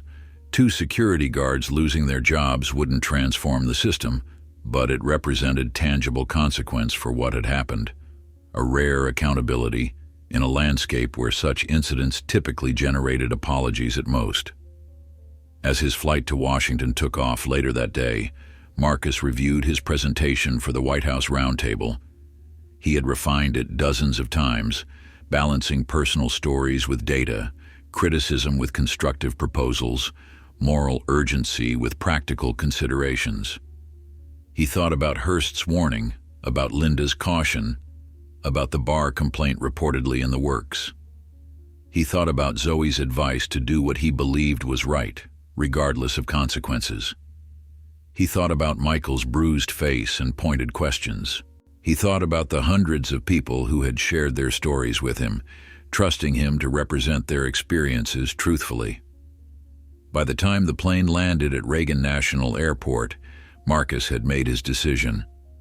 The next day at the White House, he would speak his full truth, measured and evidence-based but uncompromised by political calculation or professional self-preservation. Whatever came after, he would face it knowing he had stayed true to his principles and to the responsibility he now carried. As he stepped into the terminal, Marcus's phone buzzed with a text message from Zoe. "Remember the tie clip. Truth, justice, courage." He smiled, touching his tie where the clip held it in place. Whatever happened tomorrow, he wouldn't be standing alone. The White House Roosevelt Room was smaller than Marcus had imagined, intimate despite its historical significance. 15 people sat around the polished table, a carefully curated mix of law enforcement officials, civil rights advocates, criminal justice experts, and political appointees. Sunlight streamed through the windows, catching the presidential seal embossed on leather portfolios placed before each participant. Marcus had arrived early, wanting to acclimate to the space before the high-stakes discussion began. Now, as the other participants filed in, he observed their interactions, the easy familiarity among those who regularly navigated Washington's corridors of power, the professional courtesy masking ideological divisions, the subtle jockeying for position. The law enforcement representatives clustered together: Sheriff James Broderick from the National Sheriff's Association, Detective Maria Sanchez from a major city police department, and Captain Robert Wilson, President of the Fraternal Order of Police.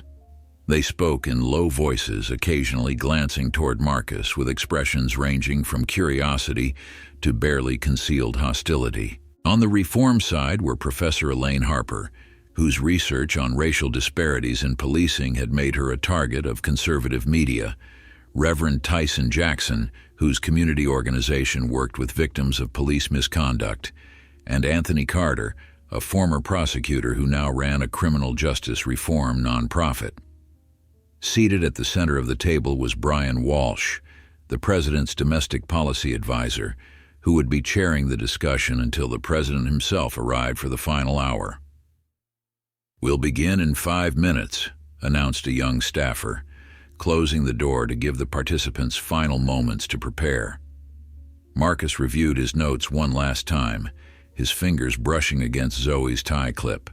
The stories he'd collected were organized into themes, patterns of experience that revealed systemic issues rather than isolated incidents. He had supporting data for each pattern, policy recommendations to address each issue, and responses prepared for the objections he anticipated. When Walsh called the meeting to order, the atmosphere shifted from casual conversation to focused attention.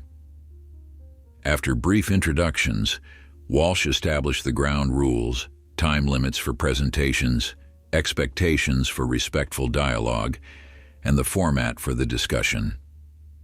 As agreed, we'll begin with Deputy District Attorney Marcus Johnson, who will have 15 uninterrupted minutes to present his perspective. After that, we'll open the floor for responses and additional viewpoints before moving to a structured discussion of potential policy recommendations.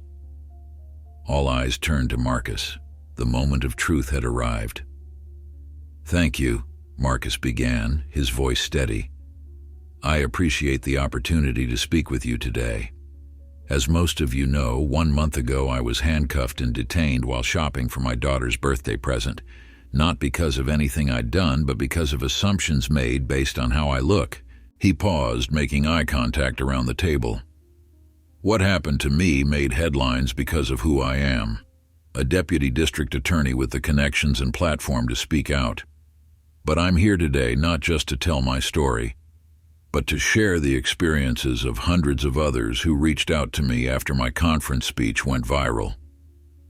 Marcus opened a folder containing the printed stories, selecting the first one. James Robinson, high school principal in Atlanta, stopped by police 3 times in 1 month while driving in his own neighborhood, guns drawn during the second stop because he matched the description of a robbery suspect. Marcus looked up. The description was black male, medium build. That's it. He moved to the next page. Dr. Keisha Williams, cardiologist in Boston, followed by security in a department store while shopping for a professional wardrobe. Asked to show receipts for items already in her shopping bag, a request not made of white shoppers. One by one, Marcus shared the stories.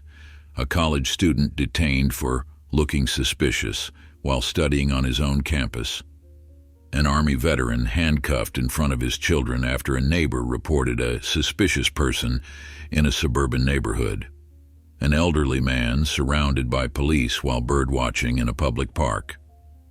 With each account, Marcus connected the individual experience to the broader pattern it represented, supporting these connections with research and data. He was careful not to frame his presentation as an attack on law enforcement as a whole, but rather as an examination of systemic issues that harmed both communities and the legitimacy of the justice system itself. What links these experiences, Marcus explained, is not just the racial component, though that's unmistakable. It's the fundamental inversion of the presumption of innocence. For many Americans, everyday activities, shopping, driving, walking, simply existing in public spaces, come with the burden of proving they're not criminals. As Marcus spoke, he watched the reactions around the table.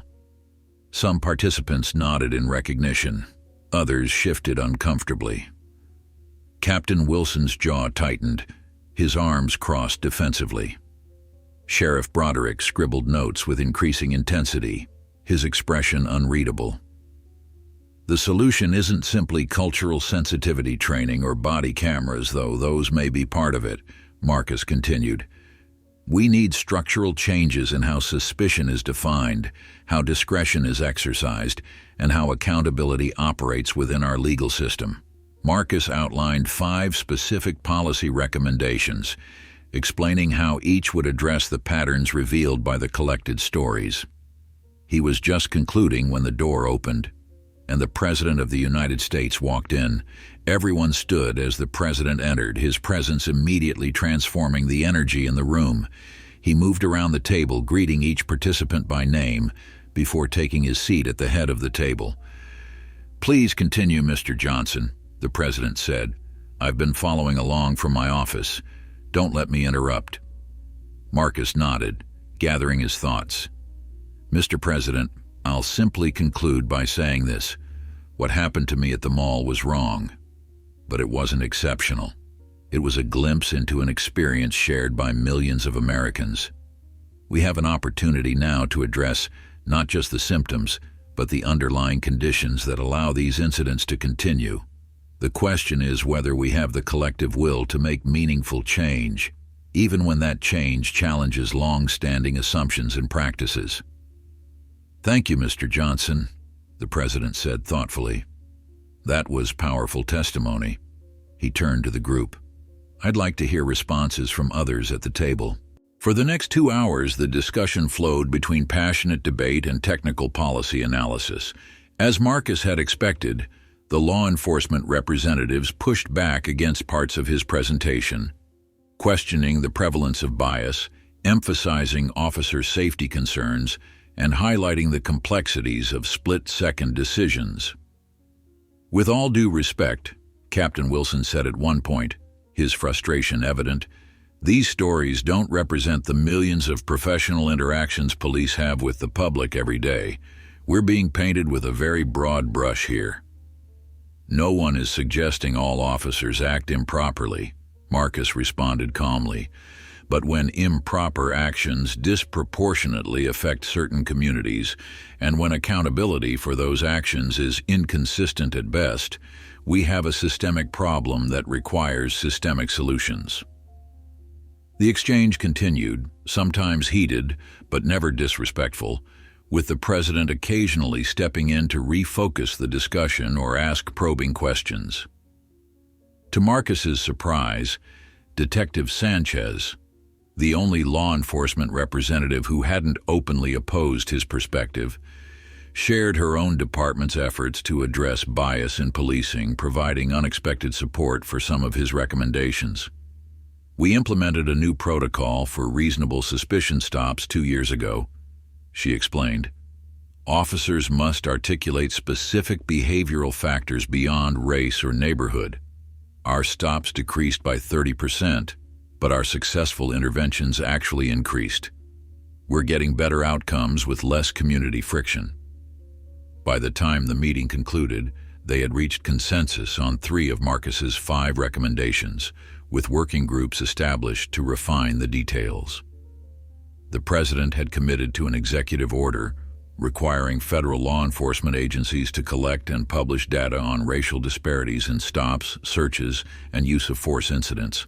It wasn't everything Marcus had hoped for, but it was substantive progress. As the participants gathered their materials to leave, the president asked Marcus to stay behind for a private word. "That was impressive work today," the president said once they were alone. "You navigated some tough opposition with real skill." "Thank you, Mr. President," Marcus replied. "I appreciate you making this round table happen." The president studied him thoughtfully. "I understand there may be professional consequences for the stance you've taken. That can't be easy." Marcus was surprised by the president's awareness of his situation. "No, sir, it's not. But sometimes doing what's right comes with a cost." "Indeed it does." The president gestured for Marcus to walk with him toward the Oval Office. "I've been speaking with the Attorney General about creating a new position, Special Advisor on Criminal Justice Equity, federal appointment working directly with the Justice Department to implement reforms like the ones you proposed today. I'd like you to consider taking it." Marcus stopped walking, momentarily stunned. "Sir, I'm honored, but—" "Think about it," the president interrupted. "Don't answer now. The position would allow you to continue your advocacy work with the full weight of federal authority behind you. It might also provide a graceful exit if your current situation becomes untenable." The offer was tempting, a platform vastly more influential than his current position, an opportunity to drive national policy rather than local practice. Yet Marcus felt a surprising reluctance. For all its limitations, his work as a prosecutor allowed him to directly affect individual cases, to make justice real in concrete ways. "I'll definitely consider it," Marcus promised. "Thank you for the opportunity." After saying goodbye to the president, Marcus walked through the White House grounds to the visitor exit, his mind churning with the implications of the day's events and the unexpected job offer. As he passed through security, his phone buzzed with a series of urgent notifications. The first was a text from Linda. "Call me ASAP. Bar complaint filed this morning. It's public." The second was a news alert. "Deputy DA who was handcuffed at mall faces ethics complaint. Critics claim activism compromises prosecutorial duties." The third was a voicemail from Mayor Harrington. "Marcus, this is getting politically complicated. We need to talk about a way forward that works for everyone." Standing on the sidewalk outside the White House, Marcus felt a complex mix of emotions: frustration at the predictable backlash, pride in what he'd accomplished at the round table, uncertainty about the path ahead. He had known there would be consequences for speaking out, but the reality of them was still jarring.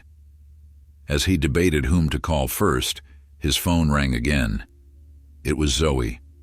"Dad, I saw the news about the bar complaint," she said immediately. "Are you okay?" "I'm fine," Marcus assured her, finding his center in his daughter's concern.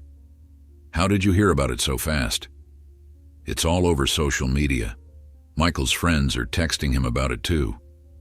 There was a pause. "They're saying you might lose your job." "That's a possibility," Marcus acknowledged, seeing no point in shielding her from the reality. "But we'll be okay, no matter what happens." "I know," Zoe said with surprising confidence. "Because you're doing the right thing, and that matters more than a job." As Marcus hailed a taxi to the airport, he reflected on his daughter's words. The road ahead would be difficult, professionally and perhaps personally.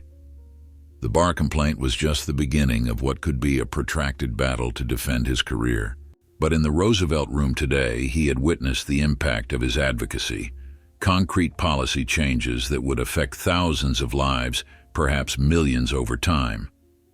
Whatever came next, that impact couldn't be undone. The handcuffs that had been meant to restrain him had instead unleashed something powerful, not just in him, but in all the people who had been inspired to share their stories, to speak their truths, to demand better from a system that had failed them too often. The bar complaint landed like a thunderclap across the legal community. Filed by a coalition of 7 district attorneys from across the state, it accused Marcus of compromising prosecutorial objectivity and using his official position to advance a political agenda. The 20-page document cited his conference speech, media appearances, and advocacy work as evidence that he had abandoned the neutrality required of a prosecutor. Marcus returned from Washington to find his office besieged by reporters. Linda had arranged for him to enter through a private entrance, bypassing the media scrum at the building's main doors. When he reached his office, she was waiting, a stack of newspapers on his desk, each featuring the complaint as front-page news. "How bad is it?" Marcus asked, setting down his briefcase. "Professionally, it's serious," Linda admitted, "but not insurmountable. The Bar Association has assigned a special committee to review the complaint. We have 30 days to submit a formal response." Marcus nodded, scanning the headlines. "And politically?" "Mixed," Linda said. "The mayor's office is nervous. Some city council members are calling for you to take a leave of absence while the complaint is pending. Others are publicly defending you. Community organizations are mobilizing support rallies." "What about the office? The other prosecutors?" Linda's expression softened slightly. "That's the surprising part. Most of the staff is with you. Even some I wouldn't have expected. They've drafted a letter of support signed by 38 prosecutors, nearly our entire team." That was unexpected. Marcus had been prepared for isolation from his colleagues, for the professional ostracism that often came with challenging institutional norms. Instead, it seemed his stand had resonated with many of them, perhaps giving voice to concerns they'd harbored but never expressed. "What do you recommend?" Marcus asked, trusting Linda's political instincts. She considered for a moment. "Don't back down, but shift your focus slightly. Frame your advocacy in terms of improving prosecutorial effectiveness, not just addressing racial bias. Emphasize that fair treatment builds community trust, which makes our jobs easier and public safety stronger." It was sound advice, finding the framing that could appeal to multiple stakeholders without compromising the fundamental principles at stake. "What about the president's job offer?" Linda asked. Marcus looked at her sharply. "How did you know about that?" She smiled faintly. "I have my sources. It's an elegant solution to our current predicament. You could leave on your terms with a prestigious appointment that builds on what you've started and abandons the work here," Marcus pointed out. "Or expands it to a national level," Linda countered. "Sometimes the most strategic move isn't to stay and fight every battle, but to shift to where you can win the war." Over the next week, As Marcus weighed his options, the community response to the bar complaint grew into something unprecedented. What had been intended to silence him instead amplified his message. 300 law professors signed an open letter condemning the complaint as an attack on free speech. Civil rights organizations filed amicus briefs supporting his right to advocate for reform. Former prosecutors wrote op-eds defending the compatibility of principled advocacy with professional ethics. Most powerful was the public support from those whose stories Marcus had shared. Led by community organizers, dozens of people who had experienced racial profiling staged a rally outside the courthouse, each holding a sign with their name and a single line from their story. Handcuffed while birdwatching. Security called while shopping. Guns drawn for a broken taillight. The images from the rally dominated news coverage, shifting the narrative from an abstract ethical debate to a concrete human reality. Meanwhile, the White House announced the executive order on data collection that had been promised at the roundtable, giving Marcus's advocacy its first tangible national policy impact. 9 days after returning from Washington, Marcus received an unexpected visitor at home. It was Officer Thompson, the younger security guard who had been fired from the mall. "I'm sorry to show up like this," Thompson said, standing awkwardly on the porch. "I got your address from public records. I wanted to talk to you in person." Marcus studied the young man, early 20s, nervous, clearly uncomfortable, but determined. "Come in," he said after a moment. They sat in the living room, Teresa bringing coffee before tactfully retreating to give them privacy. "I'm not here to argue or defend what happened," Thompson began. "What we did to you was wrong. I knew it was wrong even while it was happening, but I didn't stop it." He stared down at his hands. "I've been thinking a lot about why I went along with it." Marcus waited, giving him space to continue. "Walters had been working security for 15 years. I was new, just 3 months on the job. When he said we needed to check you out, I didn't question it. I told myself we were just following protocol." Thompson looked up. "But there was no protocol. There was just assumption, and I was too cowardly to challenge it." The raw honesty in Thompson's voice was striking. "Why are you telling me this?" Marcus asked. "Because I wanted you to know your speech changed something in me," Thompson replied. "I'm in school now, criminal justice major. I want to understand how these systems work and how to make them better. I'm not asking for forgiveness or anything. I just thought you should know that what you're doing is making a difference, even with people you might not expect." After Thompson left, Marcus sat on the porch, processing the unexpected encounter.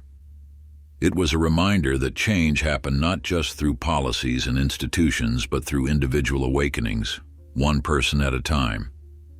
That evening, as the family gathered for dinner, Marcus finally made his decision. "I've been offered a position with the Justice Department," he announced, "special advisor on criminal justice equity. It would mean moving to Washington." The table fell silent. Zoe and Michael exchanged glances, processing the implications. "Is this because of the bar complaint?" Michael asked. "Partly," Marcus admitted.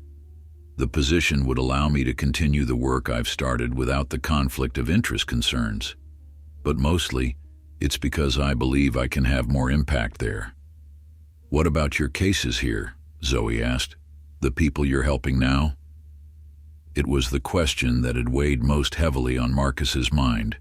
His current role allowed him to directly affect individual lives, to ensure fair charges, to divert appropriate cases from incarceration, to exercise discretion in ways that promoted justice over mere conviction rates. "That's the trade-off," Marcus acknowledged. "I'd be working more on systemic change and less on individual cases." "So what are you going to do?" Michael pressed. Marcus looked at his children's expectant faces. "I'm staying," he said simply. "At least for now. I'm going to fight the bar complaint, continue my advocacy, and keep doing the work I believe in right here. He had made the decision that morning, after Thompson's visit. The president's offer was tempting, but Marcus wasn't ready to leave the direct work of justice, not when he was uniquely positioned to demonstrate how a prosecutor could both uphold the law and advocate for its improvement. The president wasn't happy, Marcus admitted, but he understood, and he's keeping the door open for the future.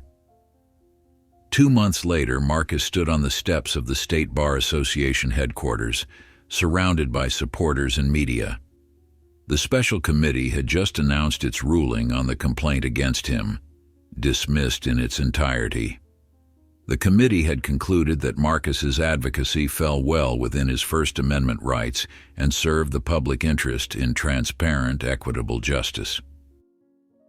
"This decision isn't just a victory for me," Marcus told the assembled crowd.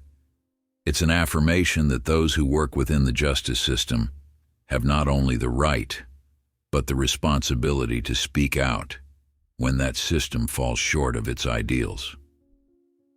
Behind him stood Linda, Chief Reynolds, and a diverse coalition of supporters who had rallied around his cause. But it was Zoe and Michael, standing off to the side with Teresa, who caught his eye as he spoke, their faces reflecting pride that meant more to him than any professional vindication. In the months that followed, the ripple effects of Marcus's advocacy continued to spread.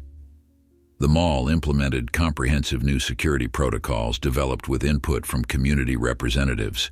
Michael's school adopted revised disciplinary policies that addressed implicit bias and ensured proportional responses to different types of infractions. The police department, under Chief Reynolds' leadership, instituted new guidelines for reasonable suspicion stops that reduced overall detentions while maintaining public safety. At the state level, the Attorney General's task force, on which Marcus continued to serve, produced a groundbreaking report with recommendations that were being translated into legislation with bipartisan support. Nationally, the Justice Department's new data collection requirements were already revealing patterns that would inform reform efforts across the country. 1 year to the day after the incident at the mall, Marcus stood in the same food court where he had browsed for Zoe's birthday gift. The space had been transformed for a community forum, the first in a series organized by a coalition of business owners, civil rights advocates, and law enforcement representatives to address racial profiling in commercial settings. As Marcus surveyed the diverse crowd gathering for the forum, he reflected on how a moment of humiliation had evolved into a movement for change. The handcuffs that had been placed on his wrists that day had ultimately freed him to speak truths that needed to be spoken, to challenge systems that needed to be challenged. "Ready?" Zoe asked, joining him at the podium.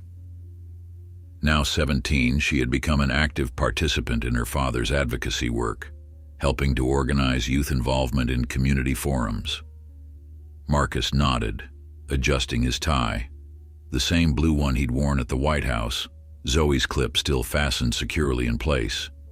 Truth, justice, courage. As he began to speak, welcoming the attendees to the forum, Marcus caught sight of a familiar face at the back of the room. Officer Thompson, no longer in a security uniform, but dressed as the student he had become, notebook in hand, there to learn and perhaps to contribute. It was a small sign of what was possible when confrontation gave way to conversation, when principles stood firm but left room for growth and change. The work of justice was never complete. It was a continuing journey, not a destination. But on this day, in this place where his journey had taken its unexpected turn, Marcus felt something he hadn't fully allowed himself to feel in the tumultuous year since the handcuffs: hope. Not the fragile hope of wishful thinking, but the sturdy hope that comes from witnessing real change, however incremental. Hope grounded in the knowledge that systems built by human decisions could be reformed by human determination. Hope sustained by the understanding that while progress wasn't inevitable, it was possible, especially when those with the privilege to speak were brave enough to use their voices for those who had been silenced for too long. As Marcus concluded his opening remarks and introduced the first panel of speakers, he glanced again at his children, the next generation for whom this work mattered most. Michael gave him a thumbs up. Zoe smiled with quiet pride. The handcuffs were long gone, but their legacy remained, not as restraints, but as a catalyst for change that would continue long after this day, this forum, this moment. The unexpected journey from humiliation to advocacy had transformed not just Marcus's understanding of his role in the justice system, but the system itself, bending it, however slightly, toward the ideals it had always claimed to uphold. That was the final lesson of the handcuffs.